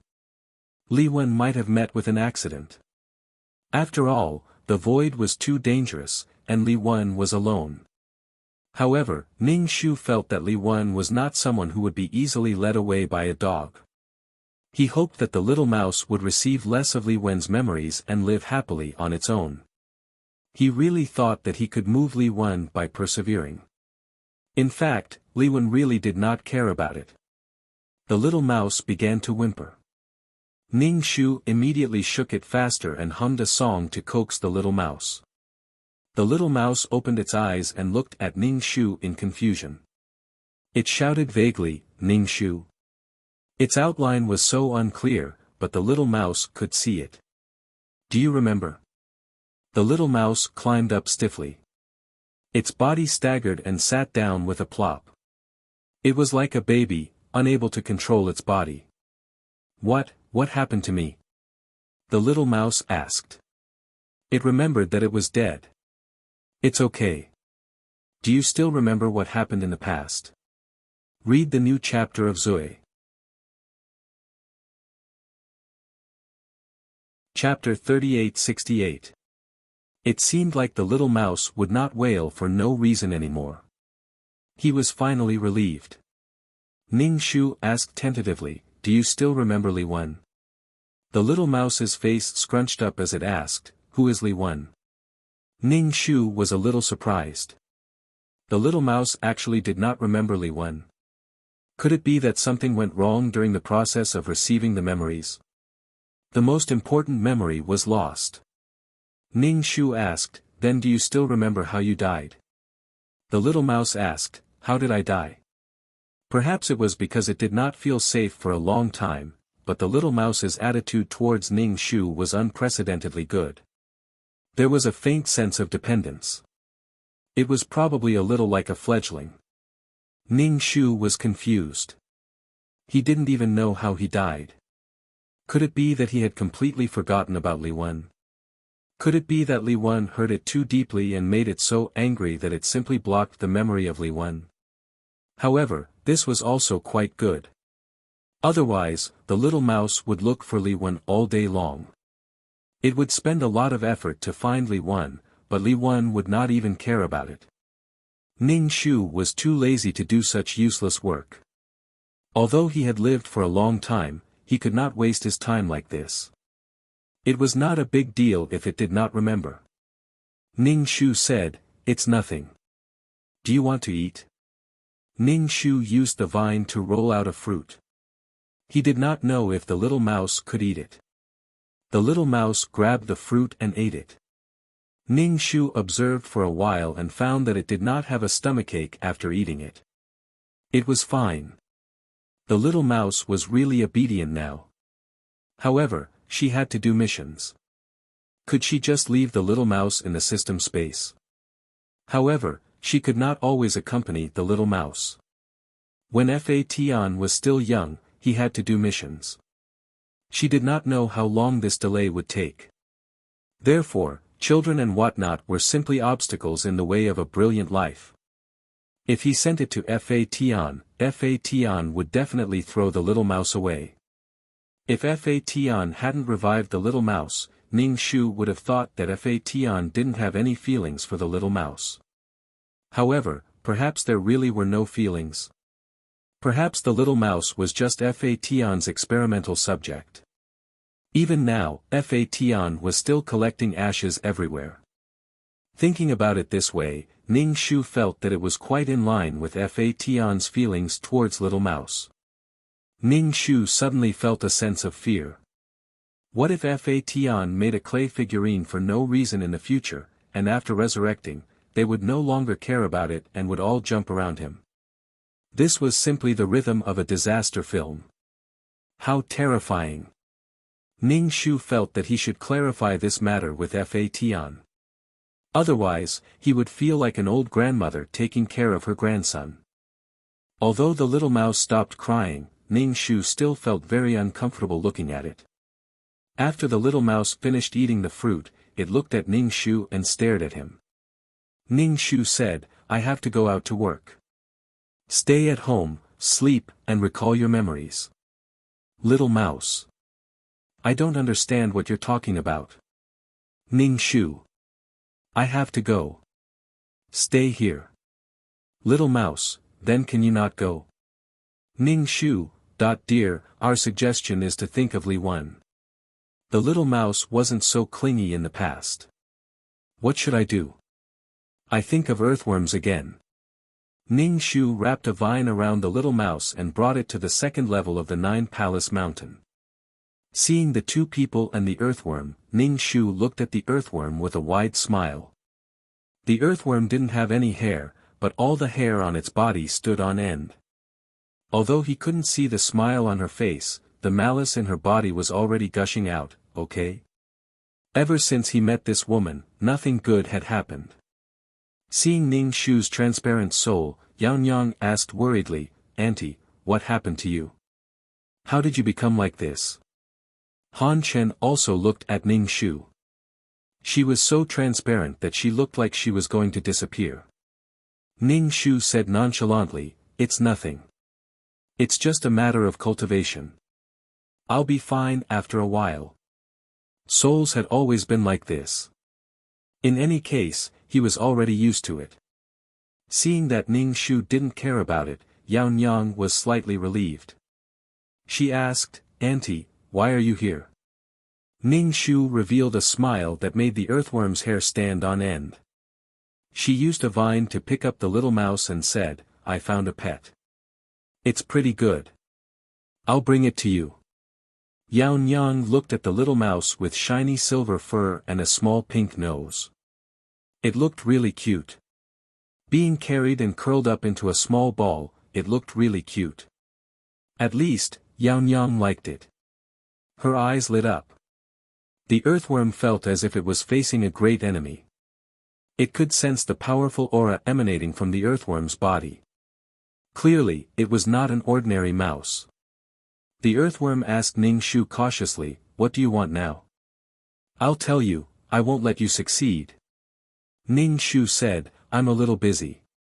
I'll have to trouble you to take care of this little pet. When I'm done, I'll come and take it back." The earthworm immediately said, "You scum, throwing things at me again. What do you take me for?" Yang took the little mouse from Ning Shu's hand and hugged it in her arms. She said to Ning Shu, "Okay, I'll take good care of this mouse." The earthworm said sharply, I don't agree." Ning Shu took out a bottle of pills and said, "Look at your body. You've always been like this. Turn into a human as soon as possible. Don't you want to walk on 2 feet? Crawling on the ground was not as comfortable as walking. The earthworm rolled its eyes. It's none of your business. I like my body. It rolled the bottle with its tail, opened the cap, and stuffed a pill into its mouth. Let me see if you've poisoned it. It smells so good. Ning Shu said to the little mouse, these people are all close to me. They'll take care of you. Don't run around and make it hard for others to find you. I'll come and pick you up when I'm free. The earthworm, it really wanted to spit on her face. Shameless. The earthworm said, then come quickly. As soon as it spoke, Yang Yang was so shocked that she almost threw it out. Han Chen stared at the little mouse in a daze. On the contrary, the earthworm was the calmest. Ning Shu said to Yang Yang, she's a little intelligent. She's equivalent to a 5 or 6-year-old human. Yang Yang made an "oh" sound, but she was still very surprised. However, Han Chen was thinking that this was a divine beast that could speak human language. He wondered how strong it was. At first, Han Chen didn't pay much attention to this mouse. But now, he felt that since it was by the red-clothed demoness side, even if it was a pet, it should be quite strong. Han Chen stopped his relaxed thoughts and paid more attention to the little mouse. Was a divine beast so small? How big was its body? As a man, he hoped to have a powerful divine beast as a pet. It was as cool as a modern man hoping to have a luxurious car. When he walked on the road, he would be domineering. To view the new chapter of Zoe, please go to mobile address. Chapter 3869. Being able to communicate made it easier to take care of. At the very least, it knew what it wanted to eat and what it wanted to do. Yang Yang quite liked the little mouse. She stroked its smooth fur and said to Ning Shu, Auntie, don't worry. I'll take good care of it. Okay, I'm leaving. Ning Shu thought to himself. The little mouse probably still wanted to eat energy bodies. Even if it didn't eat energy bodies, it probably still needed to eat plain fragments. He just didn't know if it would change its diet after waking up. Time to get some fragments. If the earthworm had hands, it would have already given Ning Shu the middle finger. Scum, what a scum. Han Chen looked at the little mouse and felt a little jealous. He said to Yang Yang, let me hug it. Yang Yang handed the little mouse to Han Chen without hesitation. Han Chen reached out to take it, but the little mouse raised its paw and scratched at Han Chen's hand. A few scratches immediately appeared on the back of Han Chen's hand. Blood seeped out from the scratches. Han Chen hissed and quickly retracted his hand. The mouse was too fast. He didn't even see it attack before he felt pain on the back of his hand. Yang Yang was shocked. She hurriedly asked, are you okay? Yang Yang handed the little mouse to the earthworm. The earthworm was very reluctant. It could only use its tail to catch it. It repeated countless times in its heart, Ning Shu is a scum who only gave birth but didn't raise anything. The little mouse stood on the earthworm's tail, but it didn't attack the earthworm. Han Chen was very depressed. Why did it only attack him? He didn't want to do anything to the mouse. Why was it hostile towards him? Why was he so unlikable and unlikable? Yang Yang took out some medicine from her bag and sprinkled it on the wound. She blew on the wound to reduce Han Chen's pain. She said, it's probably a little shy. It'll get better after some time. Han Chen, he didn't feel comforted. Didn't they see the mouse together? The mouse was targeting him. Definitely. Unbearable. After being grabbed, Han Chen didn't dare to get close to the little mouse. It didn't look lethal, but it had a bad temper. The thing that followed the red-clothed demoness was definitely not simple. Unfortunately, it was too sensitive, probably because it was more sensitive to human emotions. He admitted that he wanted to get close to it because he wanted to gain the approval of the mythological beast. Ning Shu said to Dan Qing, "I'm going to pick up some fragments." "Where is the plane now?" "Give me the location of a spatial node." Although he couldn't find any tools to deal with the star stones, he still had the vines to pick up the fragments. He gave the little mouse something to eat. As for the energy bodies, it seemed that the little mouse only ate the green energy bodies that were full of vitality. She did not even have an energy body, let alone a green energy body. To be honest, after Little Mouse forgot about Li Wen, Ning Shu also regarded Little Mouse as one of his own people. If Little Mouse remembered Li Wen, it would be useless no matter how much she did. Because in Little Mouse's heart, Li Wen was the only one it cared about. It didn't care about others. If that was the case, Ning Shu was too lazy to care about it. He didn't know if it would remember in the future. He forgot the most important person. Dan Qing, "Okay, I'll ask." After a while, Dan Qing sent the location of the spatial node. Ning Shu reached the location and stretched out his vines to pick up the fragments. He was going to pick up a bag of fragments to bring back for Little Mouse to grind its teeth. He just didn't know if Little Mouse could consume it now. Ning Shu's soul was transparent. At first glance, those vines seemed to grow out of thin air. Under the scrutiny of others, Ning Shu picked up bag after bag of fragments. When the army came to collect the fragments, Ning Shu asked them for a bag of fragments. These fragments were actually useless. Without Little Mouse, no one would come to harass the plane. These fragments were actually used to send Little Mouse and the others away. Of course, they weren't given for free. 10 points of merit was nothing at all. Ning Shu returned to the Nine Palace Mountain and handed the bag to Yang. "This is food for it. Let it eat it." Ning Shu put his vines into his pocket and took out a fragment for Little Mouse. Little Mouse took it and started chewing. So, its eating habits haven't changed. Yang looked at the fragment that looked like frosted glass and asked, "What is this?" She chewed, and it sounded like her teeth were chattering. "Ning Shu, it's a fragment of a living world. When a world is destroyed, there will be fragments like this." Yang, "Oh. Han Chen, oh. Is it so high and mighty? The food of a fragment of a world is so awesome. What kind of monster is this?" Little Mouse didn't feel like eating anymore after eating a fragment. Clearly, this thing didn't suit its taste. Energy bodies were the best things to eat. Little Mouse was a little unhappy. Yang hugged it, and Ning Shu asked, "What's wrong with it? Is it unable to digest this? What kind of divine ingredient is this?"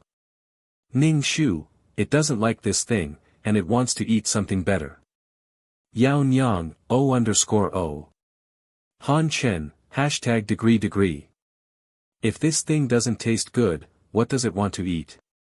Ning Shu said, "Don't worry about it. It'll know how to eat when it's hungry." This thing could fill one's stomach, but it couldn't compare to energy bodies in terms of nutrition and texture. Yang felt like she wasn't hugging a pet, but an ancestor. "I'll take good care of it." Ning Shu thanked Yang and gave her some spirit stones so that they could use them together to increase their strength. He also instructed the earthworm to cultivate well and transform as soon as possible. The earthworm rolled its eyes. "I don't want to become a two-legged monster." After Ning Shu left, Han Chen looked curiously at the fragment of a world in the bag. He reached out and wanted to take it out, but he found that he couldn't even lift a piece of frosted glass. He used all his strength, but he couldn't move it at all. "Wow, what are these things?" He felt like a frog at the bottom of a well who had never seen anything before. Han Chen looked at the little mouse. Unfortunately, this divine beast didn't want to get close to him at all. Every time he looked at it, the divine beast would look at him with a sharp gaze. As a result, Han Chen wanted to do something, but he was stopped by such a gaze. He couldn't think of anything. That little thought in his heart was extinguished. He couldn't afford to offend this thing that gnawed on the world. He even made the red-clothed demoness develop a bad impression of him for no reason. Han Shen was a very sensible person. He wanted to be proud and arrogant, but he couldn't be proud and couldn't be. He was miserable. Han Shen looked at the little mouse with some resentment. The little mouse was baffled. It raised its paw and scratched at Han Shen, wanting to warn him, but it scared Han Shen so much that he retreated far away. Yao Nyang and the earthworm looked at him. Han Shen rubbed his nose and said awkwardly, "I thought it was going to scratch me again." Chapter 38-70. Yao Nyang felt that this mouse probably only liked girls and didn't like boys. His attitude towards boys was very bad. As for Earthworm, how could he be considered a boy? He was only an old boy, an elder. Yao Nyang stroked Little Mouse and said, "He's with us. Don't scratch him." Han Shen felt a little uncomfortable. Why was he so unlikable?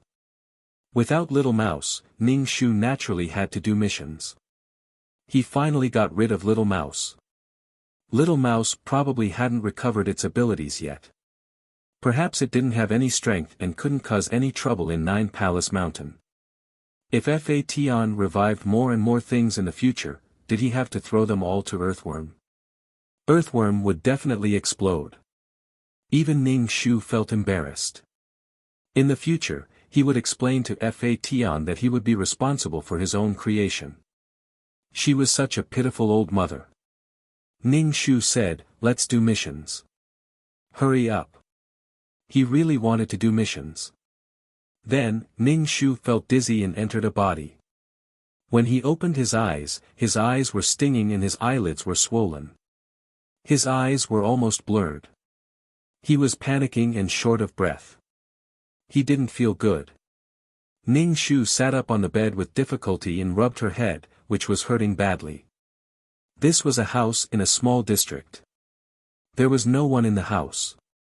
His body was too tired, and it seemed that his period had come. His stomach hurt when he moved. No, it was very painful. Ning Shu lifted his clothes and saw the wound on his stomach. It was a little red. This Dao Ba probably had a cesarean section. There was a big wedding photo hanging on the bedside. It was obvious that this was a married woman who had just given birth and was in confinement. Moving made him feel so uncomfortable that he wanted to cry and vomit. He felt like dying. Ning Shu didn't want to move. He lay back down and accepted the storyline. The client wanted Yin Ting. She had just given birth 10 days ago. There was no one in the house now because everyone had gone to look for the child. Her grandmother took the child out and lost it. Now, everyone was looking for the child. The client was still in confinement and couldn't go out to look for her because of her health. However, she was more anxious than anyone else as she sat on the bed and cried non-stop. When Ning Shu came over, the client was so tired from crying that she couldn't take it anymore and fell asleep. The client gave birth to a girl through a cesarean section. Although her mother-in-law didn't say anything, it was obvious that she wasn't happy because it wasn't a grandson. Moreover, the client's husband was the eldest son. She probably wanted an eldest grandson. The child was a little jaundiced, so the mother-in-law said that she would push the child downstairs to bask in the sun. It was in the garden of the neighborhood. The client didn't think too much about it. He nodded his head and agreed. Without any precaution, she decided to take a nap for a while. She didn't know how long she slept, but when she woke up, her mother-in-law came back with a panicked look on her face. She told the client that the child was missing. She had just gone to the toilet and asked someone to look after the child, but when she turned around, the child was gone. The client felt as if he had been struck by lightning. He asked who the mother-in-law had given the child to, and why she had given the child to a stranger. The client struggled to get up and look for the child. She quickly called her husband who was at work and called the police without hesitation. When the mother-in-law saw that Yin Ting had called the police, she was stunned for a moment and said, "Why did you call the police?" Yin Ting was about to die of anger. The child was missing. If she didn't call the police, did she have to rely on 2 or 3 people at home to look for the child? The husband came back with the police. The police asked the mother-in-law about the facial features of the person who took the child away. The mother-in-law also said incoherently. She couldn't tell the facial features of the person at all. The police didn't expect to get anything out of the old woman's mouth. Another police team checked the surveillance footage and found that the mother-in-law had pushed the child out of the neighborhood and then pushed it to a place 10 miles away. That place was under construction and was relatively desolate. She had left the child there. Of course, there were no surveillance cameras near the road. The police guessed that the child might have been left there. The police rushed to that place urgently, but they didn't find the child at all. Moreover, there were no surveillance cameras in that place. It was summer and it was extremely hot. There wasn't even a person there. When Yin Ting and her husband found out that the mother-in-law had thrown the child away, they were furious. They questioned her why she had thrown the child away. This was her granddaughter. How could she bear to do that? The mother-in-law felt wronged, but she still maintained the appearance of an elder. She said in a somewhat unreasonable manner, "Your sister is going to give birth soon. If there are more children, I won't be able to take care of them at all, so," Yin Ting cried. "If you're not willing to take care of them for me, just tell me. Why did you throw the child away? That's a child, a life, and your granddaughter. How can you be so heartless?" This old woman also knew that in this era, people still favored boys over girls. She would be laughed at, so she said something about throwing her son's child away when her daughter's child was about to be born. It was simply shocking. To put it bluntly, she favored boys over girls. She directly threw away a child. If there were no children at home, the daughter-in-law could have another child. Speaking of which, it was probably because the client suffered to give birth to this child. She was in pain for a long time but couldn't give birth. She could only be stabbed to give birth. The client vented her anger and told her husband that she didn't want to give birth anymore. Yin Ting's husband doted on his wife and comforted her repeatedly, saying that she didn't want to give birth anymore.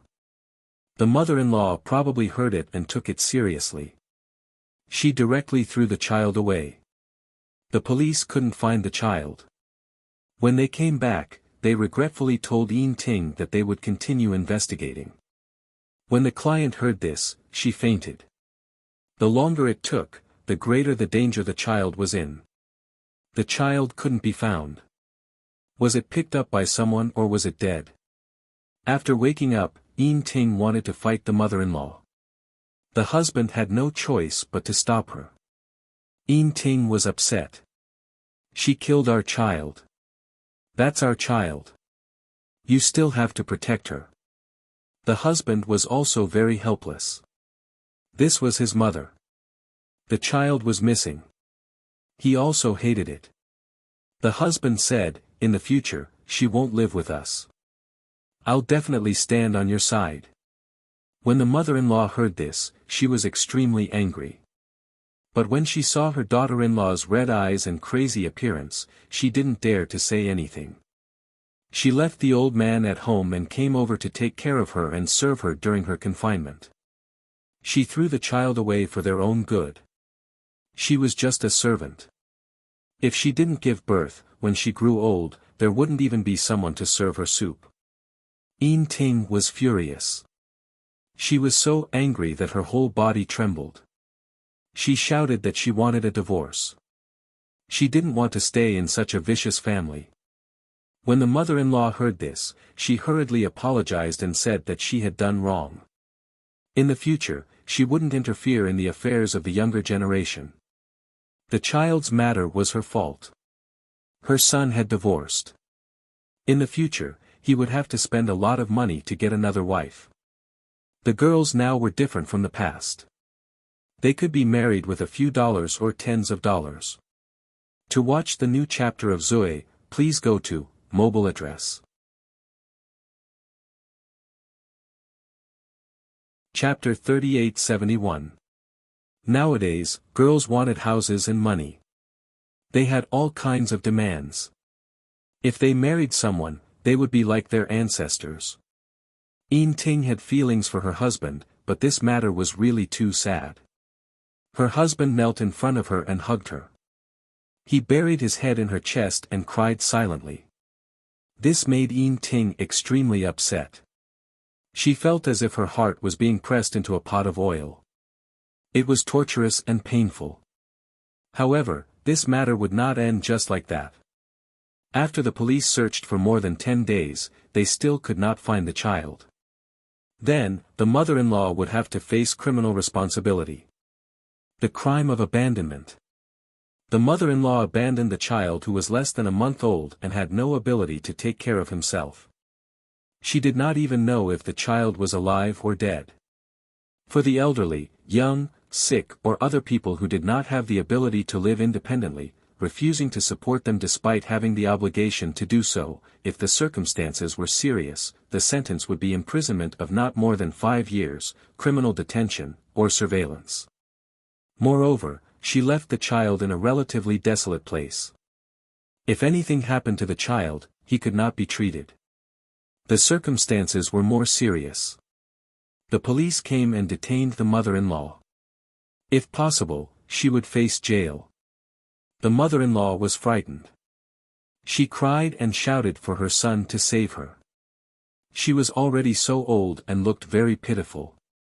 It made people feel that she was hateful and pitiful. After such a thing happened, it was impossible to really leave her alone. Yin Ting's husband first lost his child. Now, he had to run around for his old mother.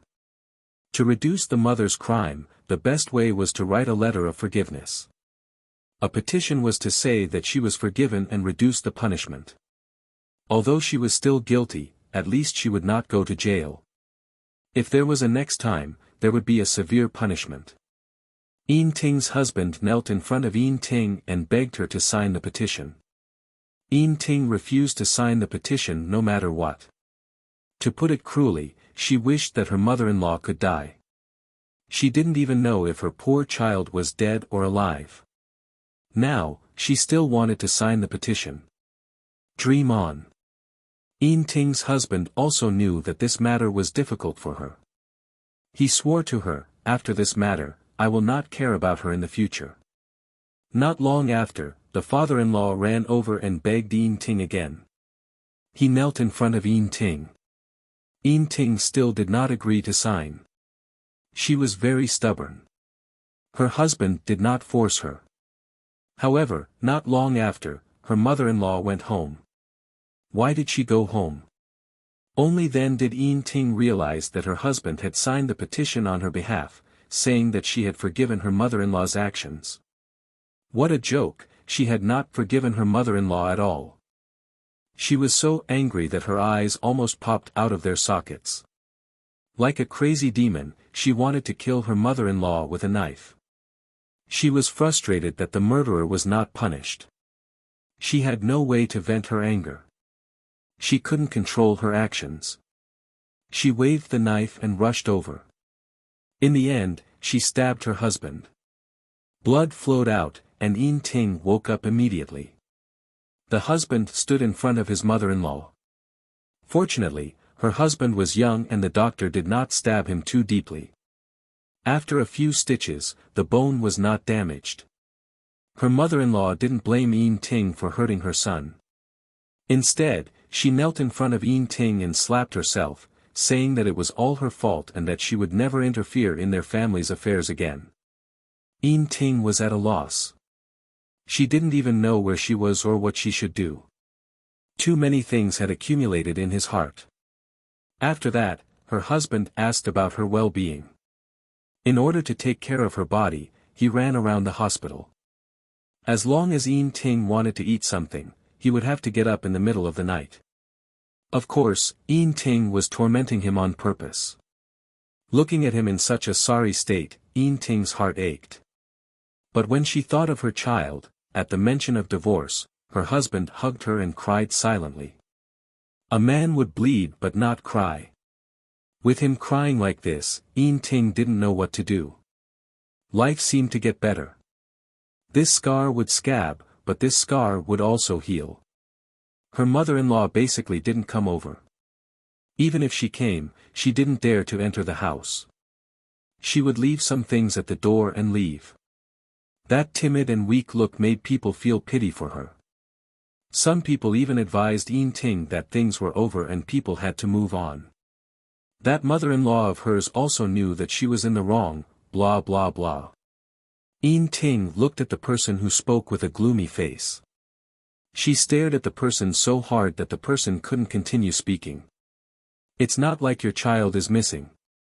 It's easy for you to say that. The client's health gradually improved, and her life seemed to be on track. But the client kept thinking of her child. 2 or 3 years later, the client's husband said that he wanted a child. The client was unwilling in her heart. She endured a disgusted feeling and made a child with her husband. Perhaps something like that happened during her confinement and her body was damaged. Perhaps it was retribution. She couldn't conceive at all. Even when they went to the hospital for a checkup, there were no major problems with their bodies. It was just that the client was a little weak and started to recuperate. After recuperating for a long time, there was still no sign of the child. In the blink of an eye, both of them were in their 30s, but they still didn't have a child. After a long time, some people would probably forget what they had done and start to worry about the hearts of their elders again. They would send food to the client with a loving attitude. Early in the morning, they would go to the market to buy an old hen and spend a long time stewing it. After stewing it, they would send it to the client. It seemed that this mother-in-law was really great. When she sent it over, she even said to recuperate well and have a child. Both of them weren't young anymore. The client sneered in her heart. Originally, they had a child, but this child was thrown away by the client. Now, they didn't even know if the child was alive or dead. The client couldn't conceive a child. She was probably unwilling in her heart. She was also afraid that if she gave birth to a daughter, her mother-in-law would throw the child away behind her back. She couldn't harm her own child. If she didn't have some feelings for her husband, she would have left. In front of her mother-in-law, she directly poured the old hen soup away with a cold smile. Her mother-in-law wanted to flare up, but when she saw her daughter-in-law's expression, she didn't dare to say anything. The client threw away all the things given by her mother-in-law in front of her mother-in-law. The mother-in-law helplessly said to her son. After such a long time, her daughter-in-law still hadn't forgiven her. How could she continue to live with such resentment in her heart? She couldn't conceive a child either. It was because she didn't want to have a child. If a woman didn't have a child, she would be incomplete. A family couldn't be called a family without a child. The son was annoyed by his mother. He originally had a child, but the child was gone. Now, he was 34 or 35 years old. Not to mention a son, he didn't even have a daughter. The two of them continued to conceive, but there was still no sign of a child. The client felt that it was really retribution. That child was definitely no longer in this world. To view the new chapter of Zoe, please go to mobile address. Chapter 3872. This was their retribution. There would be no more children. The murderer was alive and well and had not been harmed. She still wanted a child. What was she dreaming about? The client had already given up on having children. This scar ran through her heart. There was another scar on her stomach that reminded her constantly. But the husband wanted a child. The client allowed him to do whatever he wanted. The disappointment was too torturous. The client's husband was also a little irritated.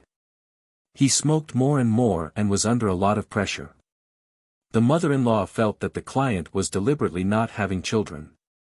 It was to take revenge on their family and make their family have no descendants. Yes, she was wrong to throw the child away. But she didn't want to have children after giving birth to a girl. She wanted their family to have no descendants. The man was responsible for supporting the family, and the woman was responsible for carrying on the family line. She couldn't even do her own responsibilities. The husband was very annoyed with his mother. She deliberately drove a wedge between them. The more she meddled, the colder his wife was to him. He could feel that his wife was getting colder and colder to him. She was also cold in bed, like a robot. He was not in the mood at all. It was too uncomfortable. The atmosphere at home was also gloomy. He didn't want to go home. When the husband and wife were separated, all kinds of problems appeared. In addition, there was a talkative mother who was always at the side. After a long time, the relationship between the two became more and more unfavorable. But the client didn't care at all. She looked a little disheartened. She couldn't get gentleness and consideration from the client. Naturally, she would get gentleness from other girls. The client's husband had sex with a girl in the company. It was a muddle-headed thing. Originally, it was a matter between adults. The girl also said that she was willing and would not interfere in his family. The client's husband felt guilty. There was a period of time when he came home early after work. He was very gentle and considerate to the client and gave her gifts. It was very romantic. The client's heart softened and she treated her husband better. Unfortunately, after one night, the employee in her husband's company was pregnant.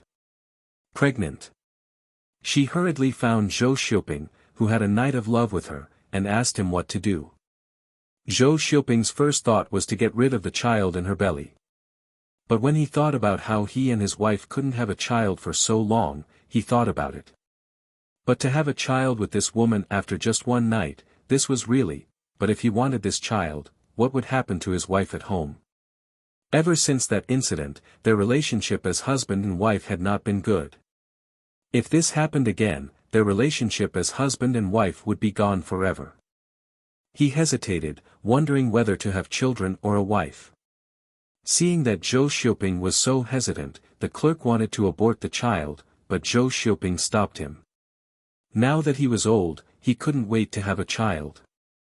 The only pity was that the child was not born from his wife's belly. Zhou Xiuping hesitantly told his wife about this matter. His client immediately exploded, and his mother-in-law also knew about the conflict between the husband and wife. When she found out that a woman was pregnant with her son's child, she immediately wanted to keep the child. In response to her daughter-in-law's obstruction, she said bluntly, "You can't give birth to a son or a daughter. Now that there's a woman who can give birth and is pregnant, you should let her give birth to the child. Either you get a divorce, or you raise this child in the future. I was wrong in the past, and I don't want you to have children in the future. Raise this child well, and I won't separate you and your wife." When the client heard this, she exploded in anger and directly asked for a divorce. Zhou Xiuping naturally couldn't bear to part with his wife, but his mother-in-law directly shouted, "Let's get a divorce then. If you can't give birth to a child, why don't you abdicate?" Abdicate? No matter how one looked at it, it was like an empress abdicating. The conflict between these two sides exhausted Zhou Xiuping, and the clerk who had a one-night stand wanted to abort the child. Zhou Xiuping thought of his previous child and really didn't have the courage to lose another child. He wanted to divorce the client with an apologetic heart. The client was extremely disappointed in her husband and the family, so naturally, they divorced. Not long after, Zhou Xiuping married the clerk and gave birth to a son. Originally, when this matter happened, she happened to pass by that community and saw her ex-mother-in-law pushing a cart, smiling sweetly and talking to others about her grandson. How cute and smart he was, and at a glance, she knew that he would be a promising person in the future. That loving appearance was like a grandmother to her grandson. The client instantly broke down and thought of her daughter.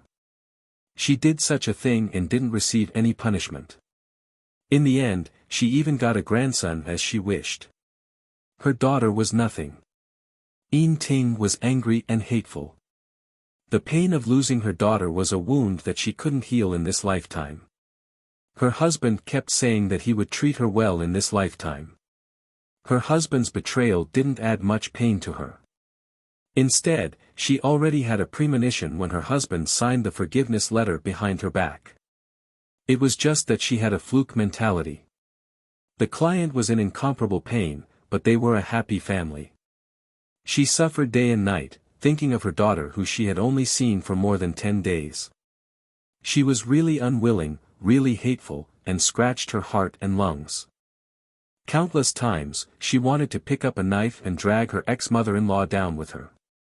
But when she thought of her parents, who were originally heartbroken because of her matter.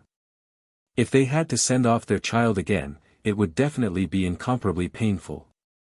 But her hatred couldn't be dispelled. The client's biggest wish was still her child. Secondly, she didn't want to see her ex-mother-in-law have a happy night after doing evil things.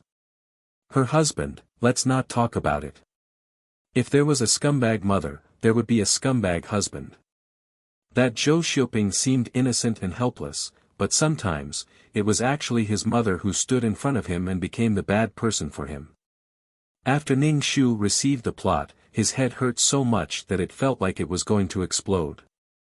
Without thinking, he jumped out of bed. The most important thing now was to find the child. In the plot, the client didn't go out to look for the child because her body didn't allow it. The knife wound hadn't healed. On a hot day, it was really unbearable. If the client walked a little faster, the knife wound would have cracked. Now, the client had just called the police. It was only 3 to 4 hours since the incident happened. This mother-in-law walked 10 kilometers away and walked back. It was really hard on herself on such a hot day. It was rare to be so ruthless. She was a woman, but she still despised her own granddaughter and said that she was a girl. Ning Shu went to the bathroom and rubbed his face, tying up his hair. He wanted to rush to the construction site as soon as possible. Out of the room, Ning Shu saw the client's mother-in-law, Tao Qiaohong. She had a golden ring on her ear. Although she was old, she was still in good spirits. When she saw Ning Shu come out, she looked embarrassed. To watch the new chapter of Zoe, please go to mobile address. Chapter 3873. Seeing that Ning Shu was about to go out, she hurriedly asked, "Dear, where are you going? You're still in confinement. Don't go out in the wind and get sick." She spoke so lovingly. If she hadn't lost the child, she would have looked like a mother-in-law who doted on her daughter-in-law. Ning Shu didn't pay attention to her at all. As soon as she went out, her expression changed. She ran back to the bathroom and changed into a new sanitary pad. Bloody Lokia. Ning Shu felt that the client didn't have a child afterward. Firstly, it was because of psychological reasons. She instinctively resisted having a child. Secondly, her body really couldn't take it. Although they didn't find any major problems, it still hurt her body. After a while, she didn't feel good. She felt like she was going to bleed out at any time. Seeing so much blood, Ning Shu felt weak. It was too scary. After stuffing a few sanitary pads in her bag, Ning Shu went out. Zhao Qiaohong wanted to say something a few times, but when she saw Ning Shu's cold face, she felt weak and didn't dare to speak. She watched as Ning Shu walked out of the door, her mouth muttering "Amitabha, Amitabha." Only Ning Shu didn't hear it. Even if he did, he felt that it was ironic. If there really were gods and Buddhas, would they bless such a person? And what was she praying for? When she prayed, would she find the child, or would she not find the child? Ning Shu ran down the stairs. Every time she moved, the wound on her lower abdomen would hurt. The sun shone on her, but Ning Shu felt a cold wind blowing from her bones. But he was sweating all over. Ning Shu's face was pale. Even his lips were pale. When they arrived at the entrance of the neighborhood, Ning Shu hailed a cab and told the driver the address while panting. He hoped that he could make it. The client's biggest wish was her child. She probably didn't care much about her husband. Her husband's actions had hurt her heart. But there was one more thing. She knew the location of the child before the police came. It couldn't be justified. He had to deal with the aftermath. Let's find the child first. In just a short while, Ning Shu felt dizzy and out of breath. When the driver saw Ning Shu's appearance from the rearview mirror, he worriedly asked, "Do you want to go to the hospital?" Ning Shu waved his hand. "Driver, please hurry up."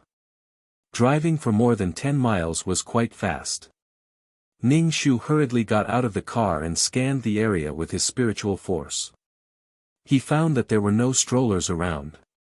Ning Shu. Was he too late?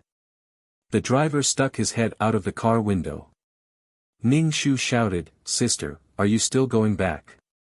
"Wait for me," Ning Shu's driver said, and then chased in a direction. Ning Shu's face grew paler and paler. His wound was really fucking painful. He caught up with the tricycle in front of him. The tricycle was filled with bottles, paper, and other recyclables. It was obviously a garbage collector. This garbage collector was an old man. His hair was a little white and his clothes were dirty. Ning Shu pulled the tricycle and shouted, "What are you doing?" Ning Shu endured the pain and put down the stroller. When the old man saw Ning Shu snatching the child, he hurriedly got out of the car. "What are you doing?" "This is my child." Ning Shu panted and said, "Uncle, this is my child, not yours. You picked this child up." After finding the child, Ning Shu heaved a sigh of relief. He relaxed a lot and the depression in his heart dissipated a lot. This meant that the child was alive at that time and had not been kidnapped by the human traffickers. She might not be living well, but she was still alive. The old man grabbed the stroller tightly. "Nonsense, this is my grandson. You came up and snatched my child. Do you believe that I will call the police?" "Uncle, she is a daughter, not a grandson," Ning Shu said. The sun shone on his body and it was dazzling.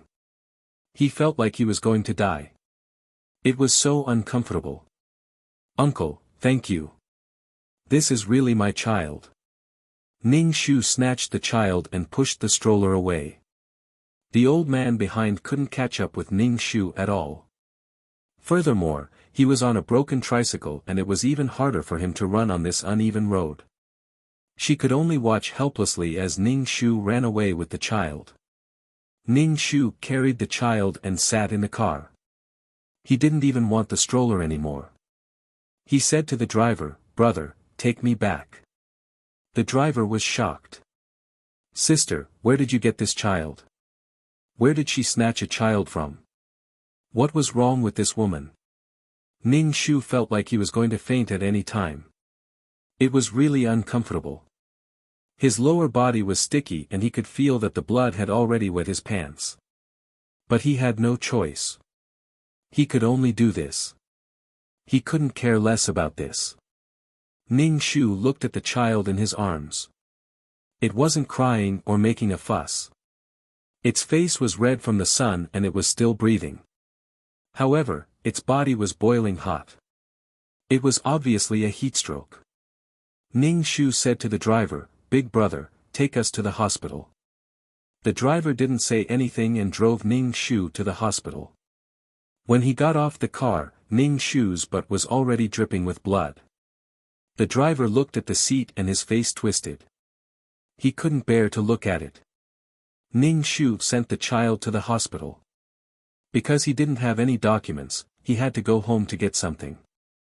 Ning Shu went to the toilet to change into sanitary pads. She felt that sanitary pads were useless. With this amount of blood, he probably had to wear diapers. In order to clear his suspicion of being a prophet, Ning Shu bought a GPS device. how did he find the child? Of course, he used the GPS device. It was connected to the phone's software so that he could know the child's whereabouts at all times. As for why he had to install this thing, there were too many reasons. After going back and forth like this, Ning Shu's face was already pale. When he got home, the client's husband, Zhou Xiuping, and the police were in the house. When they were asking how the child went missing, Zhao Qiaohong spoke incoherently. She insisted that the child was taken away when she went to the toilet. He didn't know anything. Seeing Ning Shu come back, Zhou Xiuping quickly held Ning Shu's arm. He really saw Ning Shu's pale face. Where did you go? You're not in good health and you still went out to look for the child. Ning Shu ignored him and went into the house to change his pants. Now it was sticky and uncomfortable. When he got to the hospital, he had to ask the doctor to prescribe some medicine for him. If he kept moving like this, his body wouldn't be able to take it. Zhou Xiuping still wanted to say something, but he was shut out by Ning Shu. He almost hit his face. Zhou Xiuping turned the door but found that the door was locked from the inside. He couldn't get in at all. Zhou Xiuping was a little worried. His wife didn't say a word when she came back. She looked at Zhou Xiuping coldly and didn't say anything.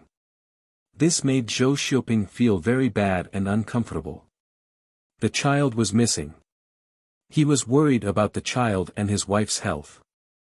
To watch the new chapter of Zoe, please go to mobile address.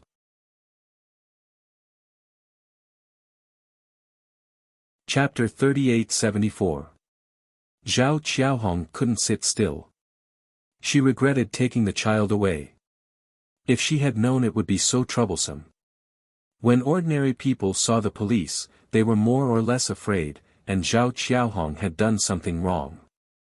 Although she said again and again in her heart that it was for the good of her son's family, in fact, she understood that it was wrong. Ning Shu took off her pants and looked at the blood on her pants. It was terrible. If there was so much blood on other wounds, there would have been a problem. Only a woman could bleed like this, but it seemed to be quite abnormal. She would stay in the hospital with the child. Ning Shu took her ID card and bank card, stuffed them in her bag, and put on a few clothes to change. She was ready to go to the hospital. Now, she had to deal with the child first. When the child was better, she would solve the problem of this family. The most important thing now was to take care of herself and the child's body. Otherwise, she would not have the energy to fight with evil people. Now she was panting when she walked and spoke without confidence. Ning Shu opened the door with her bag.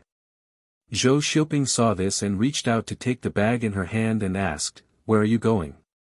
Ning Shu put her hands behind her back and did not let Zhou Xiuping touch her things. She said, "I'm not in good health. I'm going to the hospital for a few days." And, she looked at Zhao Qiaohong and said, "I found the child. He was found at a construction site 10 miles away. How did the child get there? I hope the police can check the surveillance video." Zhao Qiaohong was shocked and blurted out without thinking, "How did you find him?" Several police officers and Zhou Xiuping all looked at her in surprise. She realized that she had spilled the beans. Ning Shu was a little out of breath. When she spoke, it sounded particularly sonorous and powerful. "My mother-in-law, this is a high-tech era. It's not the era where you can't find your child if you throw it away. I put a tracker on the child," Ning Shu said. Tracker, why did it sound like a TV drama? She felt like she had been fooled and said angrily, "Tracker, you're guarding against me, your mother-in-law. In all honesty, I left my family behind and came to take care of your child." Ning Shu's expression was cold. "I wasn't guarding against it, but I didn't expect it to work. Officer, this is considered abandonment. Moreover, she abandoned the child at a construction site with few people. That construction site has now stopped development, and very few people usually go there. Leaving the child without treatment on such a hot day, the child will either die of thirst, starvation, or exposure to the sun. The plot is too bad. She values boys over girls. She despises the fact that I gave birth to a girl and wants to throw my child away. The child is already born. It's just a human life. Ning Shu shut her mouth. She was out of breath after saying those words, but she steadied her breathing to prevent herself from speaking too quickly. No matter when she needed to confront someone, she had to be calm.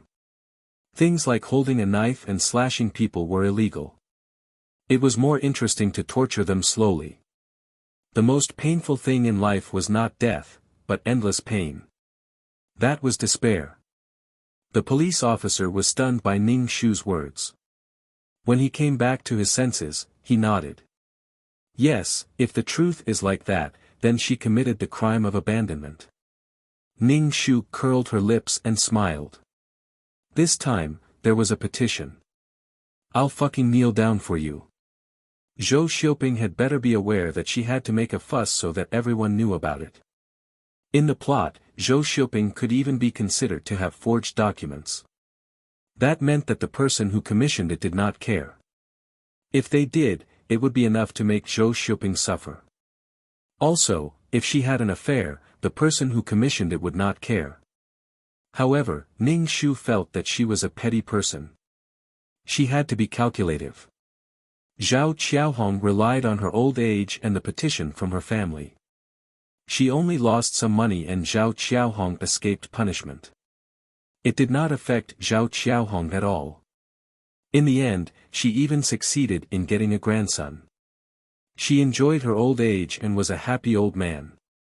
Sometimes, when people did evil, they really did not get any retribution. However, after Zhao Qiaohong died, when she reincarnated, more of her spiritual energy would definitely be taken away by the reincarnation pool. However, who knew that it was difficult for the living to get rid of their depression? Telling others about the next life was not comforting at all. What kind of hatred and resentment could be held in this life? Did they have to wait for the next life? If they couldn't do it in this life, why wait for the next life? When Zhao Qiaohong heard the police say that she had broken the law, she was scared out of her wits. She immediately shouted, "I didn't want to abandon her. My daughter is about to give birth. I can't take care of her." This reason was too far-fetched. She was treating others as fools. Ning Shu sneered, "You don't care about your daughter at all. You haven't treated her well since she was young. After your daughter got married, she rarely came back. You still want to take care of her child. You can't even find a better reason." She was a person who valued boys over girls. It was simply ridiculous that she still wanted to take care of her daughter's child. Her heart only had the old man at home and Zhou Xiuping, her son. When did she think about her daughter? It was said that when she signed the petition, the person's sister-in-law was not very willing. However, she could not stand her father's pleas and signed it. At this time, she used her daughter as a shield and said that it was for her daughter. She was drunk. If that sister-in-law heard it, she would probably scold someone. Zhao Qiaohong was so angry that she wanted to die. At this time, she did not side with her family. It seemed that she even wanted to instigate the police to arrest her. She angrily scolded, "You are too cruel. Xiuping, this is your wife." The child was found. Zhao Qiaohong was a lot more confident. The child was found, so it was not a crime of abandonment.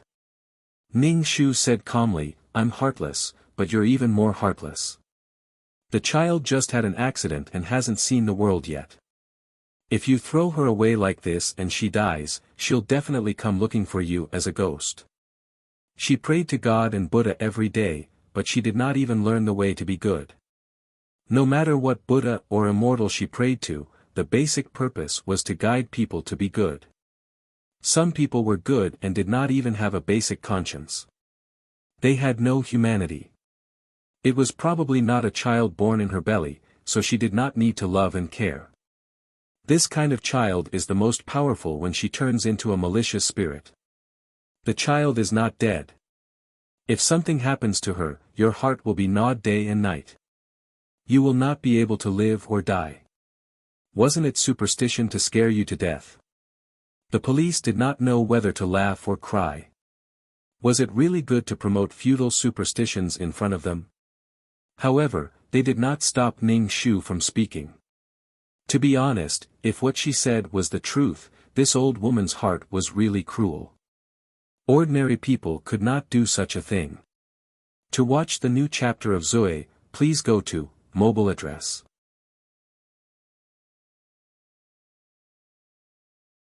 Chapter 3875.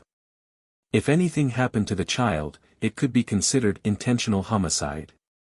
After all, such a young child did not have the ability to save herself or call for help. Without treatment, she could only watch helplessly as she died. It was cruel. Zhou Xiuping stood at the side with a pale face, silent. At this time, no matter what he said, it would be useless. After talking for a while, Ning Shu felt that her pants were about to get wet again. She went to the bathroom to change and left with her bag. The child was still in the hospital. Zhou Xiuping wanted to carry Ning Shu's bag and go to the hospital together, but Ning Shu rejected him directly. Stay away from me. Don't hang around in front of me. Otherwise, I'll hate you too. Zhou Xiuping's face became even paler, and his eyes were a little red.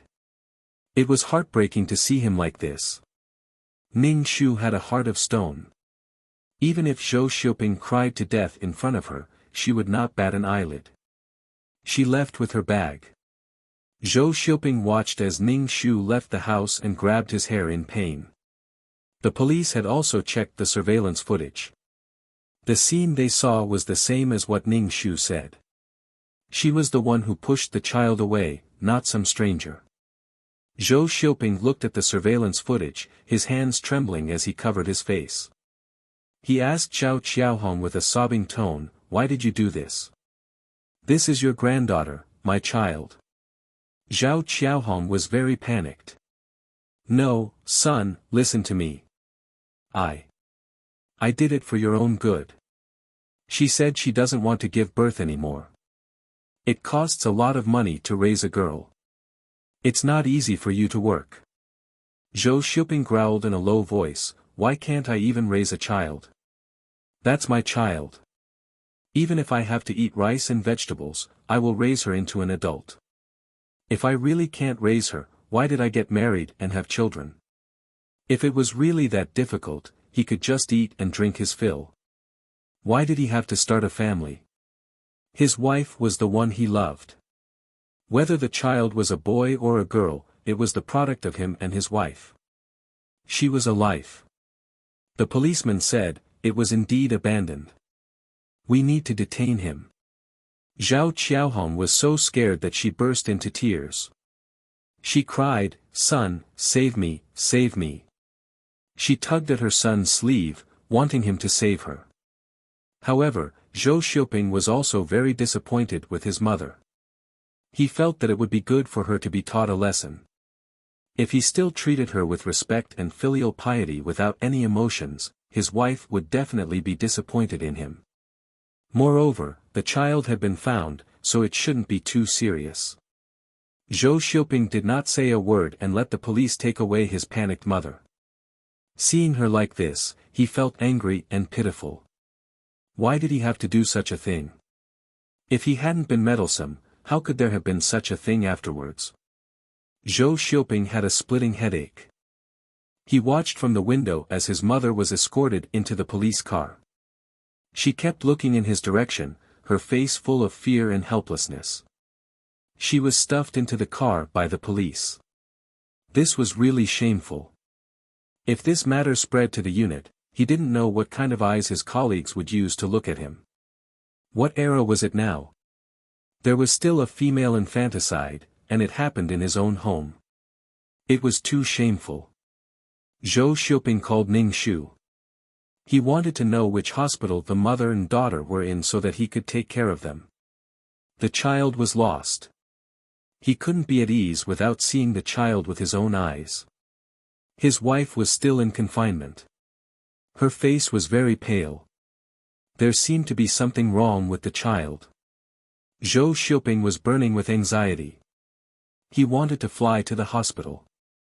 However, the phone couldn't get through at all. The first time it got through, it was ruthlessly hung up. When he called again, it couldn't get through, or it was in the middle of a call. Although he didn't want to admit that his wife had blocked him, it was the truth. She didn't want to answer the phone and directly blocked him. There were so many hospitals. Where was he going to find them?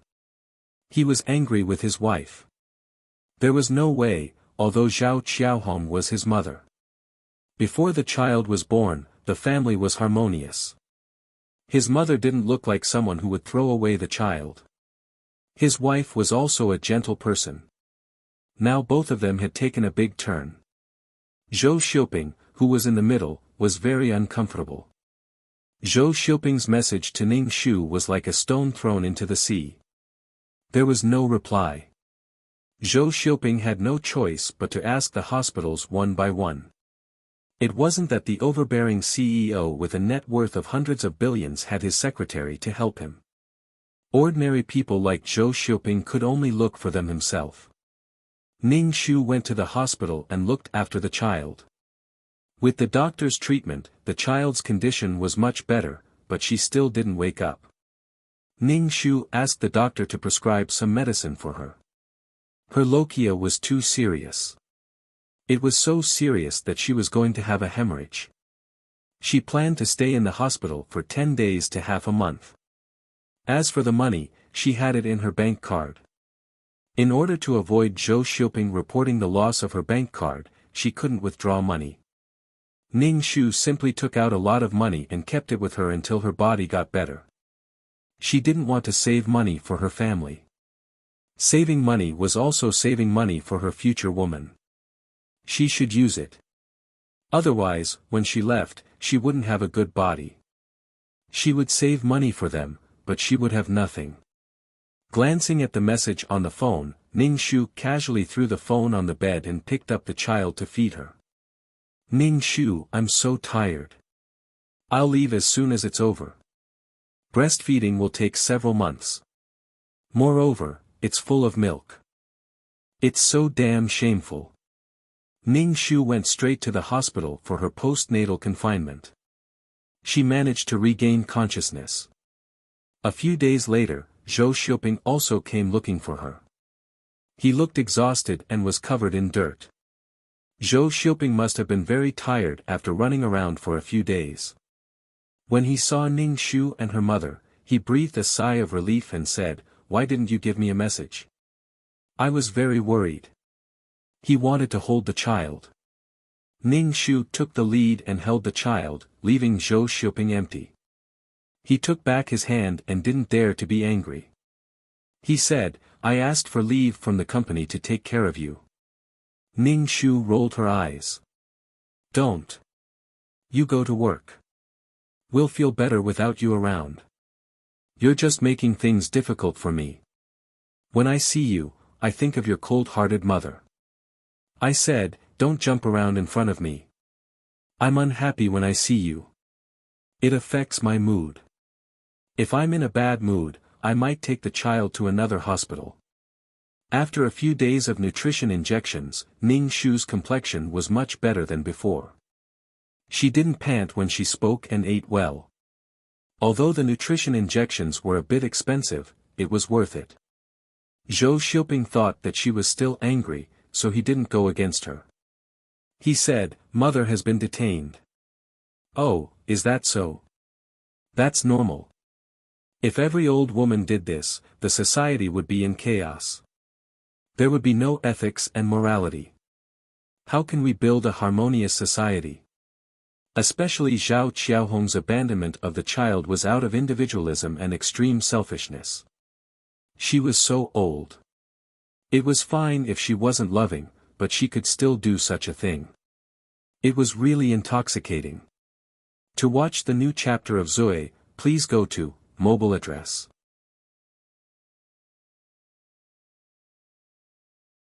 Chapter 3876. Zhou Xiuping saw that his wife was ignoring him, so he could only tell her to take good care of her body. He would come over every day. Ning Shu was coaxing the child and didn't even look at him. Zhou Xiuping touched his nose awkwardly and could only leave. Ning Shu rolled her eyes. Without Zhou Xiuping in front of her, the air was much fresher. To say that Zhou Xiuping was an evil person, he wasn't. But sometimes, our lives were ruined by people like him. They also had their own difficulties and had no choice. However, this unavoidable hardship was shouldered by someone else. After all, in life, there weren't many evil people. Most of them were ordinary people. Zhou Xiuping walked out of the hospital. The sun shone on his body, making him feel cold and hot. Zhou Xiuping felt that he might be sick. Otherwise, why would his body be in such a situation? His phone rang. It was the police station, asking him to go over to handle something. Thinking of his mother, Zhao Qiaohong, Zhou Xiuping's face was full of helplessness. When he arrived at the police station, his old father was there. When the old couple saw Zhou Xiuping, they didn't ask their son to save his wife. Instead, they blamed themselves for not taking care of their wife. Making an old woman do such a thing and throw away her granddaughter, he said it with great sincerity. His muddy old eyes were filled with tears, and his body was hunched over. It made Zhou Xiuping's heart ache. This old father seemed to be a very reasonable person. He thought of his father raising him. At that time, the family's conditions weren't good, but his father insisted on him studying. When he entered society, his job was better. At least he didn't have to work hard. Sitting in a clean office with bright windows, he married the woman he loved. If his conditions weren't good, he might not have the life he had today. His mother was wrong, but his father still had to worry at his age. On one hand, there were his parents. On the other hand, there was his wife. His own small family tore Zhou Xiuping's heart in half. It was bloody. If he forgave his mother too easily, he wouldn't be able to get past his wife. Zhou Xiuping's father held his son's hand. His son's hand was trembling, and there were some age spots on the back of his hand. He was also quite skinny. In his impression, his stalwart father was already old. When your mother comes out, I will definitely take good care of her. Xiuping, can you forgive your mother this time? Zhou Xiuping couldn't refuse his father's pleas. He told the police that he forgave his mother and that everyone in the family had forgiven her. Moreover, she was already so old and had a child. She hoped that Zhao Qiaohong would not go to jail. As for the fine, they would accept it. Zhao Qiaohong was indeed old. The police had asked Zhou Xiuping to write a document. Moreover, the child had been found. If he really pursued her, it would be considered an attempted crime. Zhou Xiuping agreed and went to prepare the petition. He went to see Zhao Qiaohong, who was detained. When Zhao Qiaohong saw her son, she cried with snot and tears. She begged her son to save her. She didn't want to go to jail. She really knew that she was wrong. She was still in jail. Her life in jail would definitely be more difficult. She still had to go to jail when she was old. How could it be like this now? She didn't know how many people abandoned their children in the past, but nothing happened. How could it be so serious when it was her turn?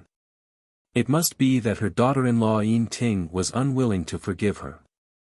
Thinking of spending the rest of her life in jail, Zhao Qiaohong was extremely terrified. It was really hateful and annoying. Zhou Xiuping was also giving face to her father. Otherwise, he really wanted to let Zhao Qiaohong know what fear was. Her crying made people upset and uncomfortable. Zhou Xiuping promised that he would take her out, but he was not allowed to interfere in their family's affairs in the future. In particular, he had to meet Yin Ting less. Yin Ting was now angry and even ignored him. It hurt the relationship between husband and wife. Hearing that there was hope to get out, he agreed to whatever his son said. The old father sighed and said to his son, "We are sorry to you. We are sorry to our daughter-in-law. She is still in the hospital. How is she? I will go and see her."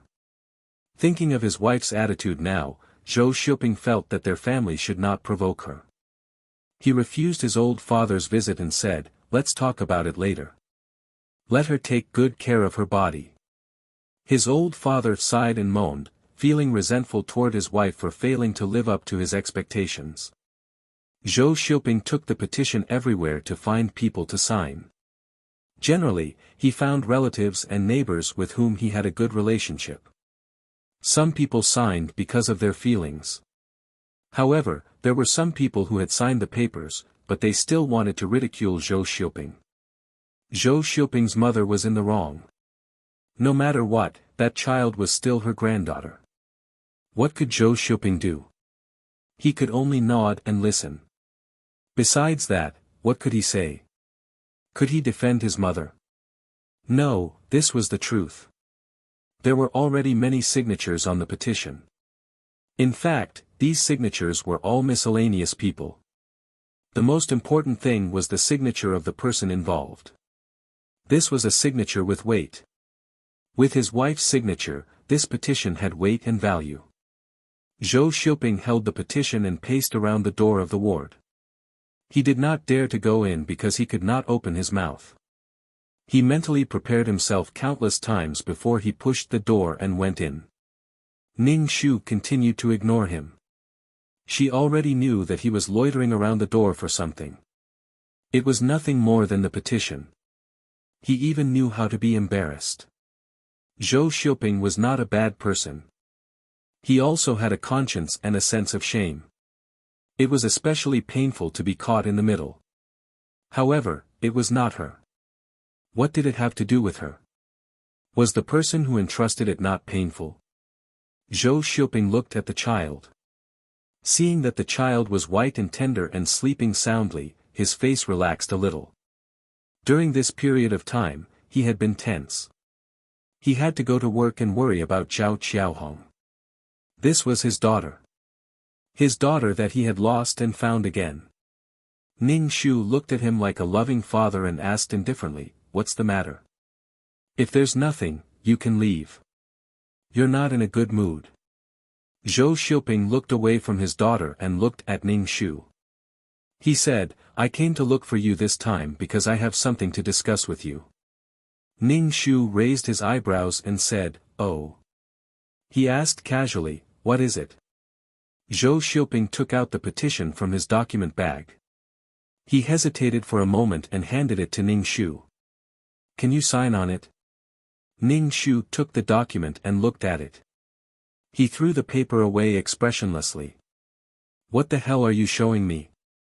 Do you want me to smash your head?" Zhou Xiuping expected this reaction from her and was not disappointed. He begged Ning Shu in a low voice, "Yin Ting, please. She's my mother." Ning Shu said, "What does it have to do with me? She's not my mother. I'm still my daughter's mother." Zhou Xiuping saw that she was not angry but faced it with an indifferent attitude. This made him feel very bad. If she was angry, it meant that she cared and cared about the direction of this matter. Because she cared, she was angry. To watch the new chapter of Zui, please go to mobile address.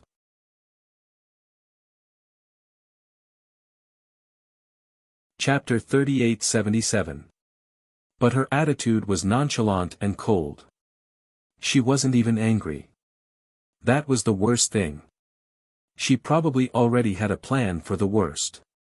She had a plan to cut off all means of retreat.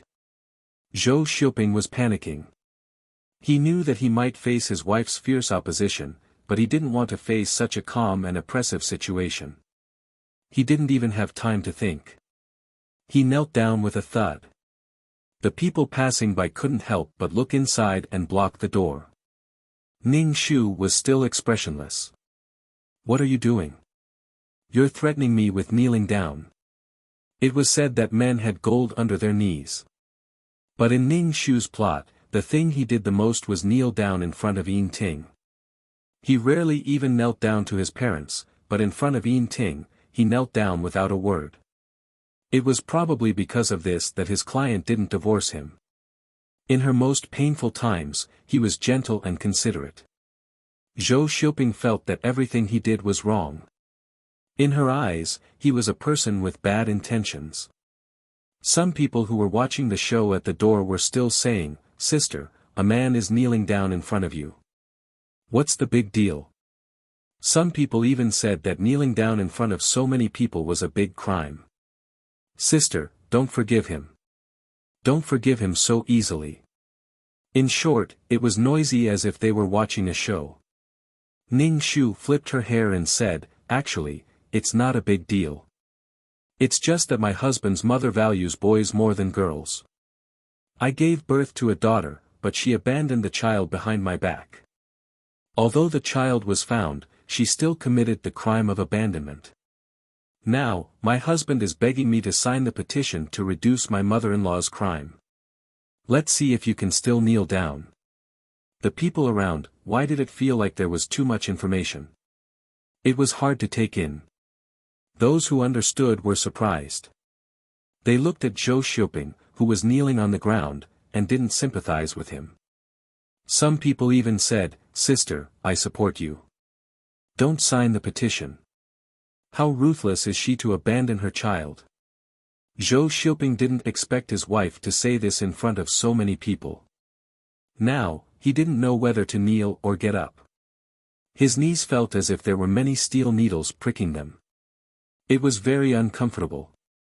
Zhou Xiuping stood up and closed the door, isolating the onlookers outside. He helplessly said to Ning Shu, "I know you're angry. You know that I'm angry, yet you still use this thing to anger me. You're trying to make me collapse from anger." Ning Shu snorted. "You can leave. I won't sign this." Zhou Xiuping still wanted to say something, but Ning Shu put his index finger to his mouth and made a shushing gesture. He opened his mouth and said one word silently, "Get lost." Zhou Xiuping had no choice. He didn't know what she would do if he forced her. He felt that his wife had been greatly affected by this incident and had become completely different from before. She had no scruples, and her actions were completely confusing. She was no longer as gentle as before. It was probably because she was a mother. Speaking of which, their family had wronged her. In the face of Ning Shu's bad attitude, Zhou Xiuping chose to be tolerant. He even asked with concern, "Do you have enough money on you? Do you want me to bribe you? Okay, give me the money." Ning Shu didn't refuse at all. Zhou Xiuping took out his phone and transferred a sum of money to Ning Shu in front of her. He told Ning Shu not to save money and to take good care of her body. Ning Shu casually nodded and said, "I know. I will definitely take good care of my own body." Zhou Xiuping revealed a bitter smile and turned to leave the ward. There were still nosy people outside the ward in twos and threes. When they saw him come out, their eyes lit up like bugs and stared straight at him like spotlights. Some of them gathered together and whispered. It was obvious that they were talking about him. Zhou Xiuping, after leaving the hospital, his body was infected with the cold air in the hospital. Under the sun, cold air came out from his bones. Coming out of the air-conditioned room, it was cold and hot. Zhou Xiuping returned home and found his wife's handwriting. He planned to copy his wife's handwriting to sign the petition. This was also why he gave the money in the hospital so readily. Firstly, it was because he really felt sorry for the mother and daughter. Secondly, it was because he felt guilty. Zhou Xiuping practiced for a long time before he could imitate her handwriting. When he signed the petition, he was very hesitant. If he signed it, his wife would definitely be very, very angry. Once he signed it, there would definitely be a crack in their relationship. After all, this matter was his mother's doing. But if he signed the petition, it would be his doing. He would be hurting Yin Ting with his own hands. Should he sign it? Zhou Xiuping picked up the pen and put it down again. He was very conflicted. The phone rang. It was his old father, asking about the petition. Zhou Xiuping's throat seemed to be blocked by a huge stone. He couldn't breathe and said with difficulty, "It's done. I'll send it to the police station immediately." After hanging up the phone, Zhou Xiuping picked up the pen and took a deep breath. He still wrote Yin Ting's name on the petition. After writing it, Zhou Xiuping's body seemed to have lost all strength. He slumped in the chair, his face a little pale. Then, he put the petition in a folder and took it to the police station. The police took the document and let Zhou Xiuping pay the fine. They also warned that if there was a next time, there wouldn't be such a good result. Zhou Xiuping nodded repeatedly and promised that there wouldn't be a next time. There definitely wouldn't be a next time. He wouldn't let her touch the child in the future. Fortunately, Yin Ting installed a GPS device on the child. She probably thought that the human traffickers were rampant now and wanted to avoid losing the child. But she didn't expect that it would come true for her mother. When Zhao Qiaohong heard that she could go out, she saw her son and husband coming to pick her up. The moment she came out, she hugged her son and cried. In just a few days, Zhao Qiaohong looked even older. She looked panicked. She was probably frightened. Zhao Qiaohong cried as she went home. She asked her son timidly, "Why don't I go and apologize to Ting Ting?" Don't go. Don't go. If you go, you don't know what will happen." Yin Ting was still angry.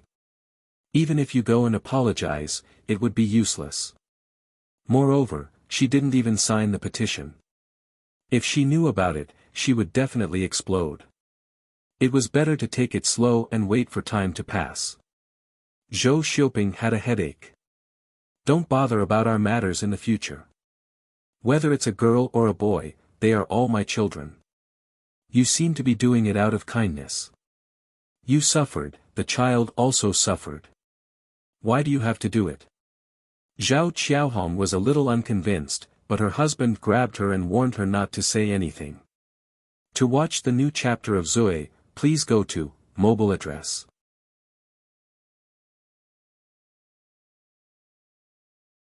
Chapter 3878.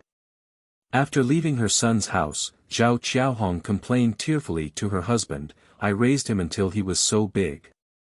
I did that for his own good. Why can't I care about him?" She was very disappointed. The son who used to rely on her, she also took care of her son's life. Now, she didn't want him anymore. She felt sad that she had been abandoned. Zhou Dongnan warned her, "If you continue to be a demon, don't say that our son doesn't care about you. I can't be bothered to care about you either. I'm already so old, but you've lost all my face, old thing." Now, all the neighbors and relatives knew that their family was a vicious family. They couldn't even tolerate a granddaughter. It wasn't like before. They couldn't afford to raise a child and threw it away. It was really embarrassing. Zhao Qiaohong saw that her husband was so angry that his face turned green. She quickly begged for mercy, "I don't care anymore. I don't care anymore. Don't be angry. My blood pressure will go up later." Ning Shu lived a godly life in the hospital. Sometimes, when he was really busy and needed someone to help him, he hired a female nurse in her 40s. She helped to bathe the child and changed the diapers. The doctor told Ning Shu that there were no problems with the mother and daughter and that they could be discharged. Ning Shu felt that he still had problems and wanted to stay in the hospital for a while. The doctor joked that Ning Shu was going to stay in the hospital for the rest of the month. After the hospital's nurses, patients, and bed attendants gossiped, almost everyone knew that his mother-in-law threw the child away because the child was a granddaughter. He more or less received sympathetic looks in the hospital. Some people even came to comfort Ning Shu. Some people said that raising a daughter was more considerate than raising a son. He received some food and necessities. Ning Shu accepted them and said thank you. The others looked at Ning Shu with even more sympathy. What a good daughter-in-law. What kind of family did she come from? How could she do such a wicked thing? Before they even met, Zhao Qiaohong was already a popular person in the hospital. Zhou Xiuping came to the hospital with a nervous heart. No matter where he went, he was looked at with strange eyes. This feeling was really uncomfortable. She couldn't help but sigh in her heart. Dirty linen shouldn't be aired in public, but she made it known to everyone in the hospital. Even the guards at the entrance of the hospital probably knew about it. Zhou Xiuping calmed himself down. No matter what, their family had wronged Yin Ting and their daughter. It was only right for her to be angry. He deserved to be punished for his wrongdoings. Zhou Xiuping walked into the ward and saw his wife holding the child. Such a warm scene made Zhou Xiuping's heart calm down. He walked in with light steps. Ning Shu glanced at him and then focused on the child. Zhou Xiuping stood aside as if he was being punished. His attitude was good. When Ning Shu carried him, he immediately took the child. With a smile on his face, he gently coaxed the child. After a while, Zhou Xiuping asked, "Are you going to be discharged from the hospital?" Ning Shu counted with her fingers how long it would take for her to finish her confinement and said, "There's still a week left." Zhou Xiuping agreed, okay. Seeing that his wife was willing to pay attention to him, Zhou Xiuping was so happy that he didn't know what to do. "Is there anything you want to eat? I'll buy it when we get back. I'll hire a part-time worker to clean the house and make it clean." Ning Shu responded with a lukewarm "oh," but Zhou Xiuping felt relieved as if a 1,000-pound boulder had been removed. After that, no matter how late Zhou Xiuping got off work, he would come to the hospital to see his wife and daughter. Ning Shu was indifferent to his behavior and let him do whatever he wanted. The more he did, the more disappointed he would be. When Ning Shu was discharged from the hospital, Zhou Xiuping specially asked for leave to drive over to pick her up. Ning Shu was discharged from the hospital with a relaxed body. The lochia on her body was also gone. She felt refreshed and energized to face the future. Although she was in the hospital, Ning Shu was different from other patients. Others more or less had a sickly complexion, but Ning Shu was different. She was well nourished in the hospital. It was as if she had come out of a beauty salon.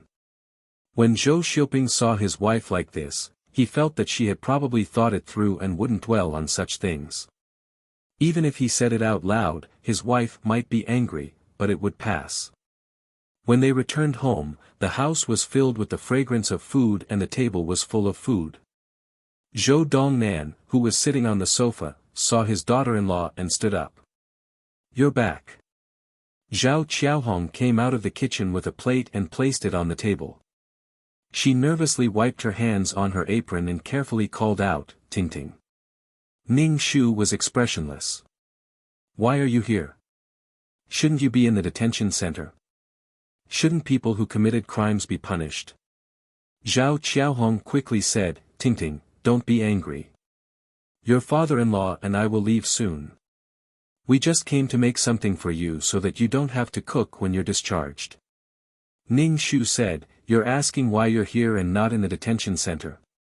Zhou Xiuping said, "Ting Ting, I forgot to tell you about this. Mom is old and the police think that the child has been found."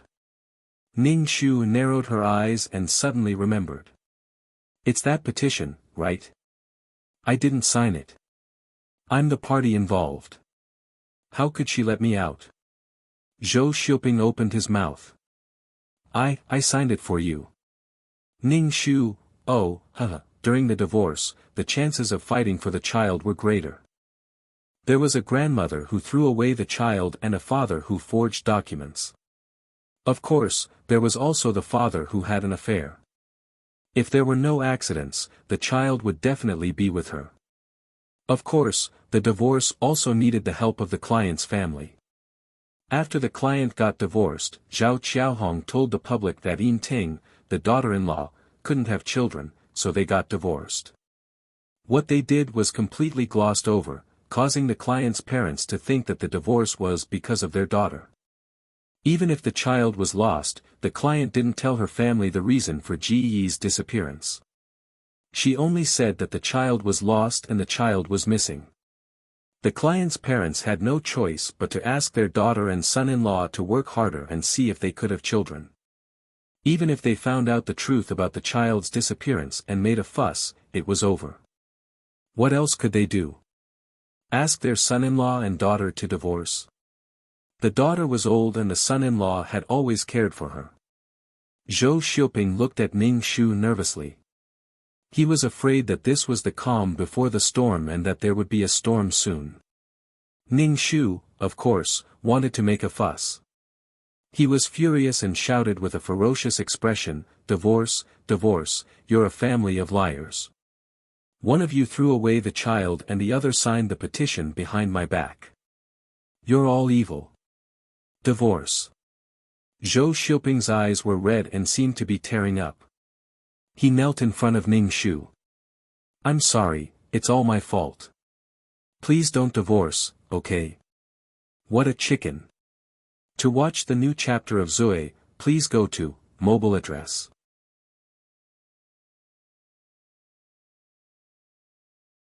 Chapter 3879. When Zhao Qiaohong saw her son kneel down in front of her daughter-in-law, she was extremely unhappy. She looked at Ning Shu with a look of condemnation. She felt sour in her heart. She had raised her son with great difficulty and loved him well. She could never bear for him to be wronged, but now, he was kneeling down in front of a woman. She couldn't bear for her son to kneel. Zhao Qiaohong was furious. She also knelt down in front of Ning Shu. "Let's see if you can take it. Let's see what others will say about you in the future." The mother-in-law knelt down in front of her daughter-in-law. "Ting, this is all my fault. It has nothing to do with Xiuping. Don't blame Xiuping because of me and affect the relationship between you two." Zhao Qiaohong said reasonably, as if she was suffering for the sake of her child and daughter-in-law. Ning Shu stood still and endured her husband and mother-in-law's kneeling. Kneeling was fine. She should kneel and admit her mistake for what she had done. Moreover, kneeling was obviously to roast her. It looked like she was suffering, but in fact, it was a threat. It was also for her son to see. She kept saying that it was for her son and daughter-in-law's relationship. Wasn't she trying to sow discord? Ning Shu hugged the child and ignored the two of them. She coaxed the child in her arms and mumbled to the child, "So cute. Mommy almost lost you. In the future, you will be mommy's precious baby." Ning Shu carried the child into the bedroom and closed the door with a bang. She directly isolated the situation outside and ignored the big show outside. The mother and son kneeling on the ground were really embarrassed at this moment. In the end, the other party didn't pay attention to them at all. Now, they were in a dilemma. Without the main character, this show couldn't go on. Zhou Xiuping felt that he couldn't see through his wife anymore. Even if she made a big fuss, it was within his expectations. However, this situation was completely out of Zhou Xiuping's expectations. He didn't know how to solve it. Zhou Xiuping felt that he was being ignored. His wife didn't pay attention to him at all and didn't want to communicate. This matter would continue to drag on between the two of them. He had never felt it. He had always had a knot in his heart. Zhou Xiuping got up. His knees hurt a little. Seeing that Zhao Qiaohong was still kneeling, he helped her up. Zhao Qiaohong was embarrassed. She couldn't help but complain, "Didn't we find the child? What's the point of her pursuing the matter endlessly? That's not how you live your life." Zhou Xiuping coldly called his mother. Zhou Dongxi scolded his wife, "Shut up and stop talking. It's your fault that your daughter-in-law hasn't forgiven you.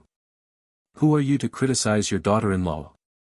Zhao Qiaohong was humiliated in front of the whole family. Her husband and son treated her like this. Both of them were fierce to her. Zhao Qiaohong felt so wronged that she wanted to cry.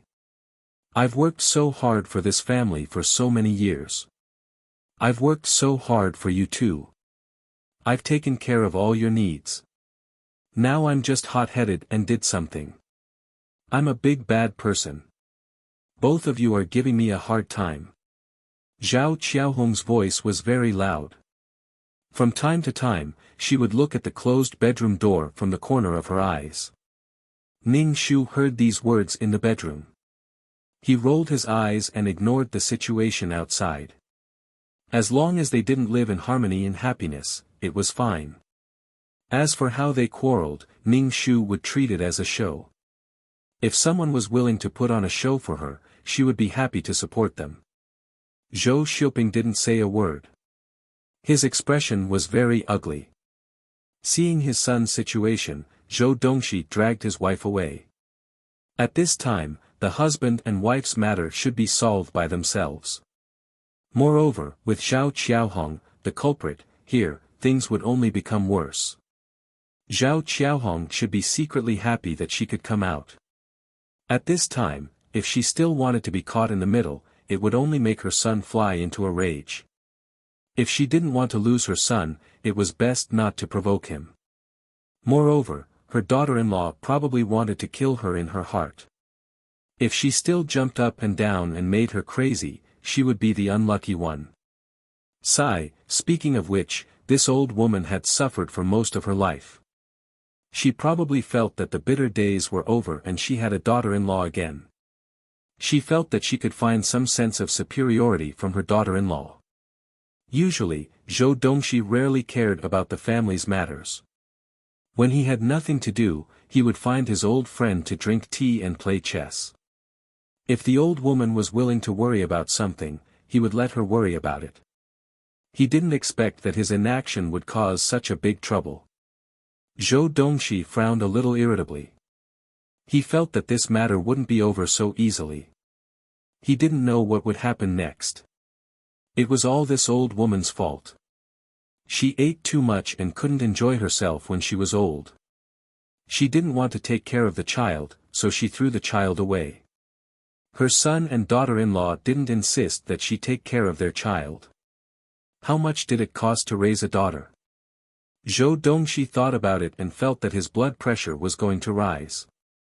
He was used to living a peaceful life and just wanted to live a peaceful and stable life. After the two old people left, the house became much emptier. Zhou Xiuping sat in the living room while Ning Shu changed the child's diapers in the bedroom. He hammered his old waist. After bending for a while, he felt that his waist was going to break. He probably wouldn't be able to carry this child in the future. What should he do? Zhou Xiuping knocked on the door and said, "Ting-ting, come out and eat something. The dishes are cold." He thought that he would be ignored, but the door opened. Zhou Xiuping looked into the room and saw that the child was asleep in the crib. Ning Shu sat down, picked up the bowl, and started eating. It would be a waste not to eat such a big table of dishes. As for the person who cooked, it had nothing to do with whether she ate or not. She wouldn't not eat just because the person who cooked was Zhao Qiaohong. Zhou Xiuping sat opposite Ning Shu and put food into Ning Shu's bowl. "Eat more. You've lost weight." This was pure nonsense. Ning Shu had definitely gained weight during this period of time. As for losing weight, Zhou Xiuping had definitely lost weight. His complexion didn't look good, as if he had stayed up for a few nights. His face was very gloomy and he didn't look energetic. During this period of time, the person who was under the most pressure was definitely Zhou Xiuping. Ning Shu just ate and didn't talk to Zhou Xiuping. He was too lazy to talk, and there was nothing to talk about. He was just a stranger.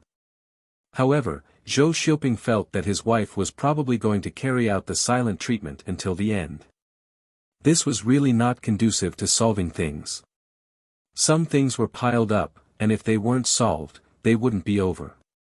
He didn't know if the divorce was real or fake, or if it was just words out of anger. Her behavior really made Zhou Xiuping feel uneasy. After experiencing suffering, one should cherish a good life even more, and not keep the suffering in one's heart, torturing oneself and others. To view the new chapter of Zui, please go to mobile address.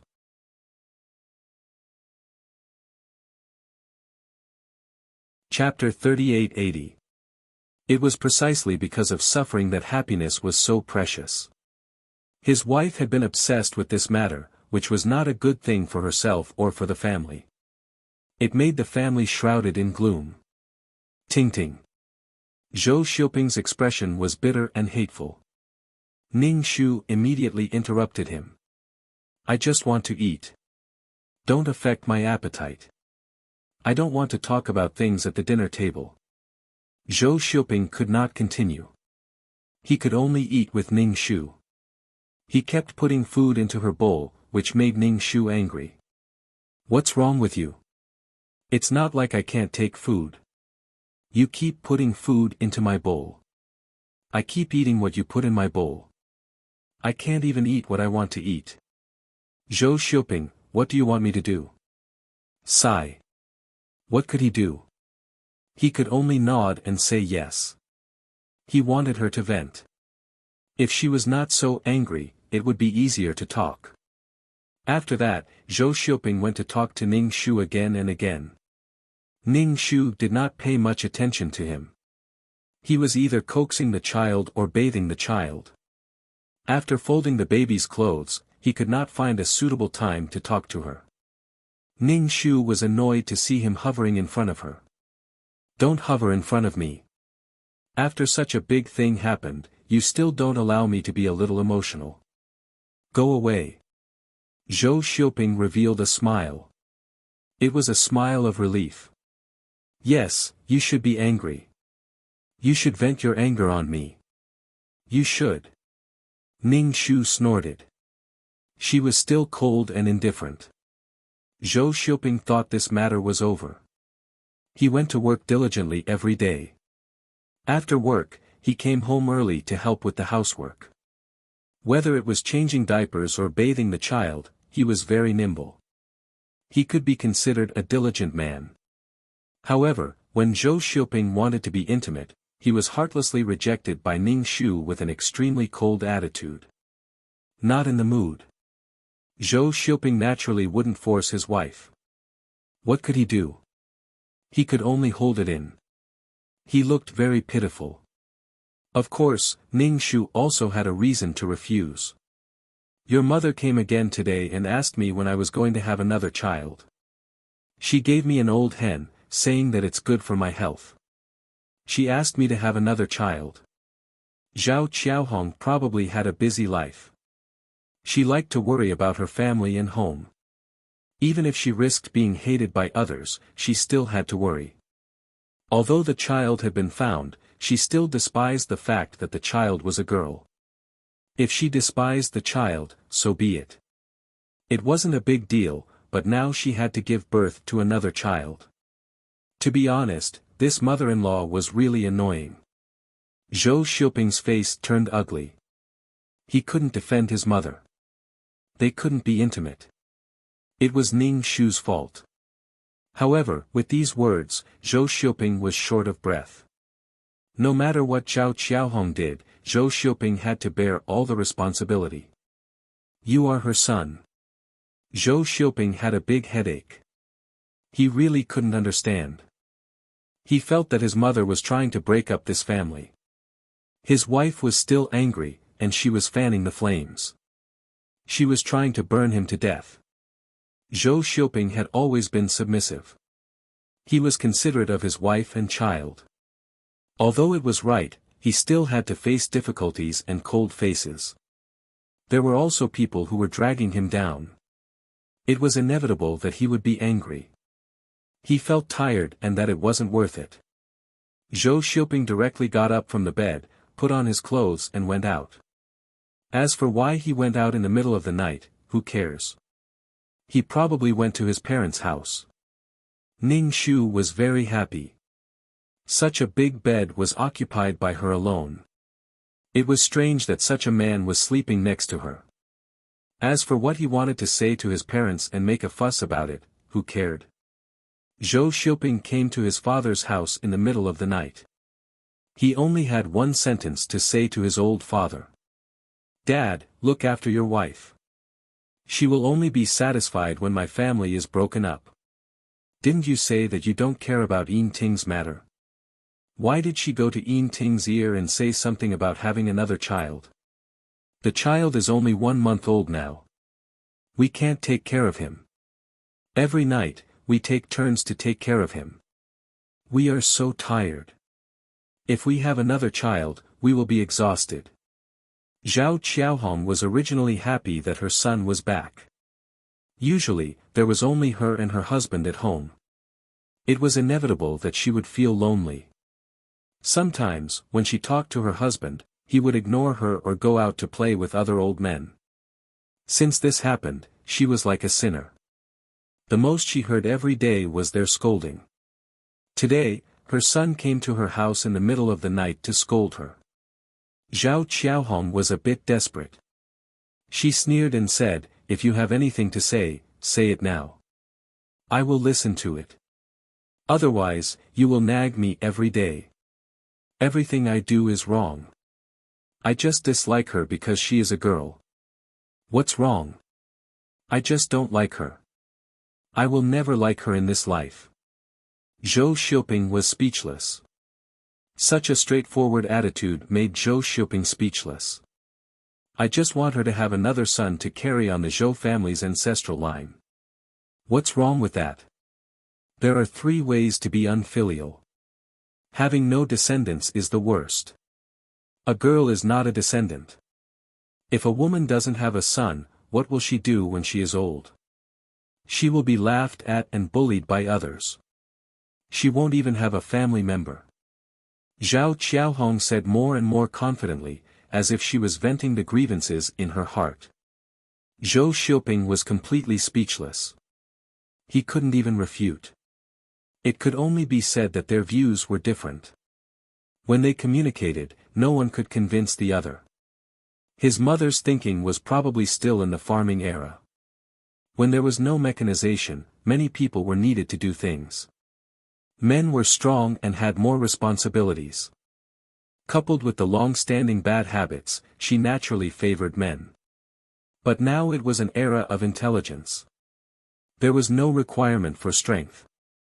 The problem of views couldn't be changed, and there was no way to reconcile. Zhou Xiuping was a little desperate. This contradiction was irreconcilable. He couldn't say anything about his mother. It was his mother who brought him up, took care of him, and grew up clean. He also remembered that his mother didn't treat his sister very well. Instead, his sister did all the housework. Sometimes he wanted to help, but he was called away by his mother to do homework. He gave her the food first. He didn't think much of it before, but now Zhou Xiuping felt that it was retribution. Now that he had a daughter, he suffered more malice and disgust from his mother than his sister. His sister was a piece of flesh that fell from his mother's body. No matter how much he disliked her, she was still his daughter. But his daughter was a piece of flesh that fell from another woman's body. He didn't need to feel any heartache. Views determined behavior. Zhao Qiaohong didn't feel that she had done anything wrong. If throwing a child was a mistake, then many people had thrown their children away. Even if she had committed a heinous crime, there were many people who had committed the same heinous crime as her.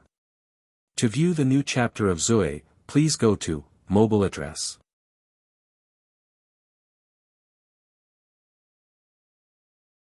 Chapter 3881.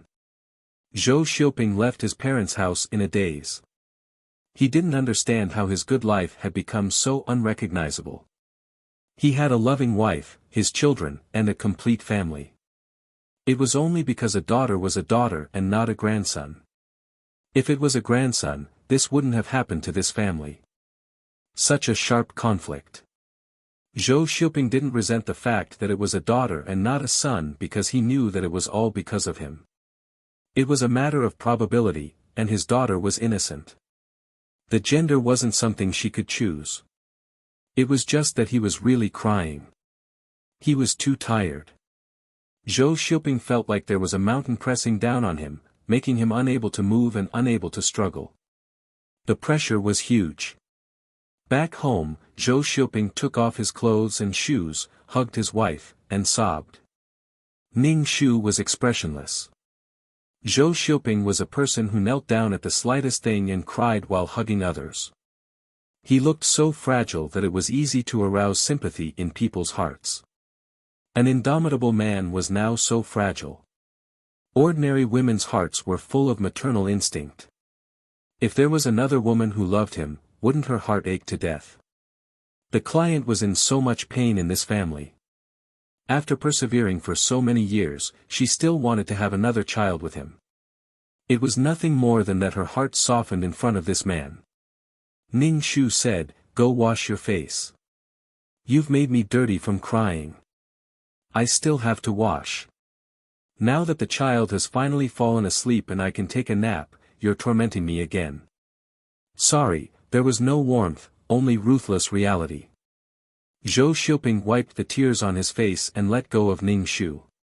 He said, "I'll go get some water for you to wash up." "No need, don't bother. If you wake up the child, you'll have to coax her." Ning Shu directly lay down and began to sleep. Leaving Zhou Xiuping alone in the darkness, lonely and confused by his side, he was really a man who made people's hearts ache.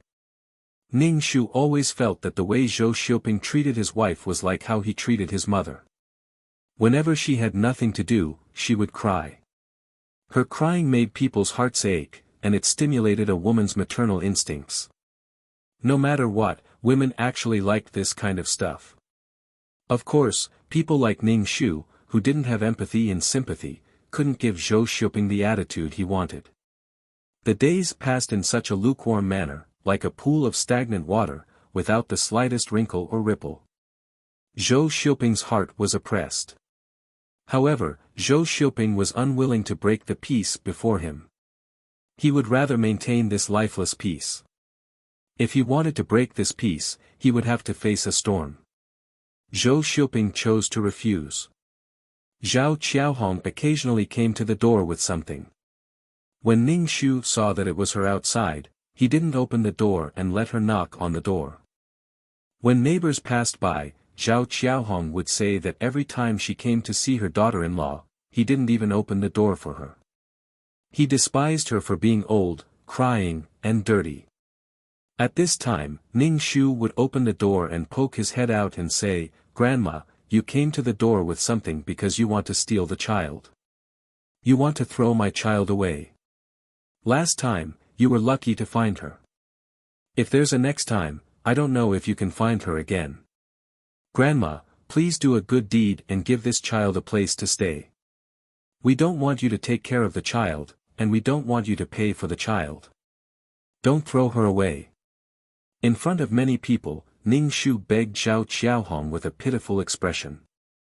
When others looked at Zhao Qiaohong, their eyes were particularly subtle. Naturally, they also knew why her daughter-in-law didn't dare to let her into the house. Zhao Qiaohong was very angry, but she didn't dare to say anything bad about her daughter-in-law in front of others. Even if she said it, others wouldn't believe it. They all thought that her daughter-in-law had a reason to do so. She wanted to make use of public opinion, and Ning Shu also made use of public opinion. After sending off Zhao Qiaohong, Ning Shu received a call from Zhou Xiuping, who said that he would come back late in the evening. The company's anniversary celebration, everyone in the company had to go. He asked Ning Shu not to wait. Ning Shu raised his eyebrows and curled the corners of his mouth. After waiting for so long, the big show was finally about to start. Zhou Xiuping, who was depressed, drank a little too much and had sex with the company's junior staff. And just like that, the junior staff got pregnant, and there were things after that. Ning Shu replied with an "oh." His attitude was cold, which made Zhou Xiuping, who called back to report the itinerary, very upset. At the banquet, he drank a little too much. Ning Shu carried the child on his back, took the marriage certificate and ID card, and was ready to go. He checked the nearest hotel around the restaurant where Zhou Xiuping's company dinner party was. When the two people entered the hotel, he could start the operation. Zhou Xiuping was drunk. The banquet was over, and the others left in twos and threes. Zhou Xiuping could stand in front of him. After sending off the leader, there was no one around him. The junior staff asked Zhou Xiuping, Vice President Zhou, I'll call a car for you. Zhou Xiuping didn't have an impression of this junior staff. He rubbed his head and nodded, but Zhou Xiuping thought that it was not good for him to go back like this. His stomach was churning, and he was about to vomit at any time. He would have to trouble Yin Ting when he went back, so he said to the junior staff, no, just find me the nearest hotel. Here is my ID card. Help me register later. Sorry to trouble you. The junior staff took the ID card and nodded. Seeing that he was drunk and couldn't walk, he wanted to help him, but Zhou Xiuping avoided him. Ning Shu's spiritual force covered the surroundings and found that Zhou Xiuping and the girl were heading in the direction of the hotel. Ning Shu followed and watched the two check in at the counter and enter the elevator. After a while, Ning Shu walked to the counter, took out his ID card, marriage, and household register and put them on the counter, and said to the counter staff, the man just now is my husband. I want to know which room they are in. Counter staff, with spiritual force, Ning Shu naturally knows which floor they are on, but he still has to ask. After learning the room number, Ning Shu put away the ID card, went out of the hotel, and took out his mobile phone to call the police. I report that there are prostitutes in Huaxin Hotel, and there are a lot of them. The room number is 4021. Ning Shu said the address and the room number. In order to be able to appear quickly, Ning Shu also exaggerated the number and gathered a crowd. Then the next step is to wait for the police to come to the door. Ning Shu is observing the situation in the room at all times. Originally, there was nothing charming between the two. Zhou Xiuping vomited as soon as he entered the room, and the junior staff poured tea for him. In the end, he is a junior staff. In the face of the company's leaders, he always has the intention of pleasing them, but he has never thought of using his body. It's just that the atmosphere in the hotel is a bit ambiguous, coupled with the fact that a man and a woman are alone, the temperature is gradually rising, and some desires are like seeds sprouting in the night, unstoppable. To view the new chapter of Zui, please go to mobile phone address.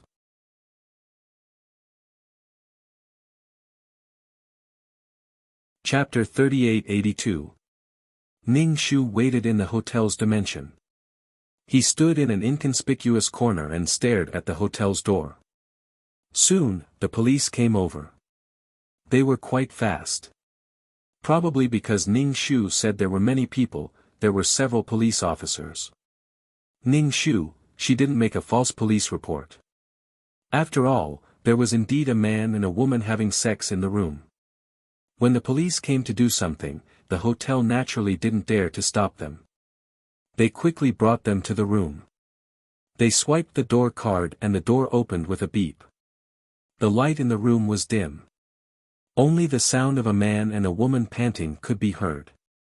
Someone came in, but the person on the bed didn't notice at all. Zhou Xiuping was drunk, so his reaction was slower than usual. The staff member was very nervous. She was probably in a dilemma. Should she obey or not?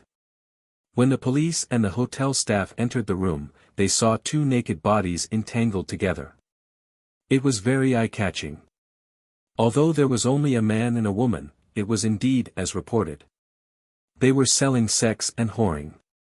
Police, get up. The police couldn't watch anymore. They interrupted the two people. The staff member was so scared that she pushed Zhou Xiuping away and pulled the quilt to cover her body. Zhou Xiuping, who was pushed away, reacted slowly. He looked at the staff member in confusion. When the light was turned on, he felt that it was dazzling. He covered his eyes with his hand. She was completely naked, showing off her body in front of the police without any precaution. Smelling the alcohol in the room and seeing Zhou Xiuping like this, the police were really speechless. Police, put on your clothes. Zhou Xiuping woke up with a start. He snatched the quilt from the staff member to cover his body. His brain was in a mess. The alcohol made his brain unable to think. Why did the police suddenly appear in front of him? What was going on? What, whoring? How could he be whoring? Zhou Xiuping broke out in a cold sweat. His whole body was numb. He put on his clothes and was taken away by the police. After such a thing happened, they naturally had to go to the police station. If there were no accidents, they would definitely leave a criminal record. Oh my God, how can I live with such a criminal record? Beside his ears was the sound of the little employee crying. Obviously, she was frightened and helpless, not knowing what to do. The employee felt bitter in her heart. She was almost caught by the unspoken rules in the workplace. Now, she was caught by the police and accused of prostitution. This. At the thought of this, the clerk cried even harder. He was embarrassed and scared. Outside the hotel, Ning Shu saw the embarrassed employee and Zhou Xiuping being stuffed into the car. He wondered if the employee would be able to get pregnant this time. The police arrived very quickly. It seemed that the two of them had not even gotten to the point yet. In that case, Zhao Qiaohong's precious grandson might not come back. Zhou Xiuping and the employee were taken to the police station. Ning Shu also followed. But he did not enter the police station. He wanted to see the outcome. But the child on his back was crying. Ning Shu found a small flower bed and sat down. He took off his clothes and started feeding the child. As a mother, when the child was hungry, she could take off her clothes anytime and anywhere to feed the child. Sigh, luckily it was dark and there were fewer people. Heartbroken. I want to leave this world as soon as possible. In the police station, Zhou Xiuping was holding a teacup. It was filled with strong tea. He said it was for sobering up. It was summer and Zhou Xiuping's body was cold. During this period of time, he had an unbreakable bond with the police station.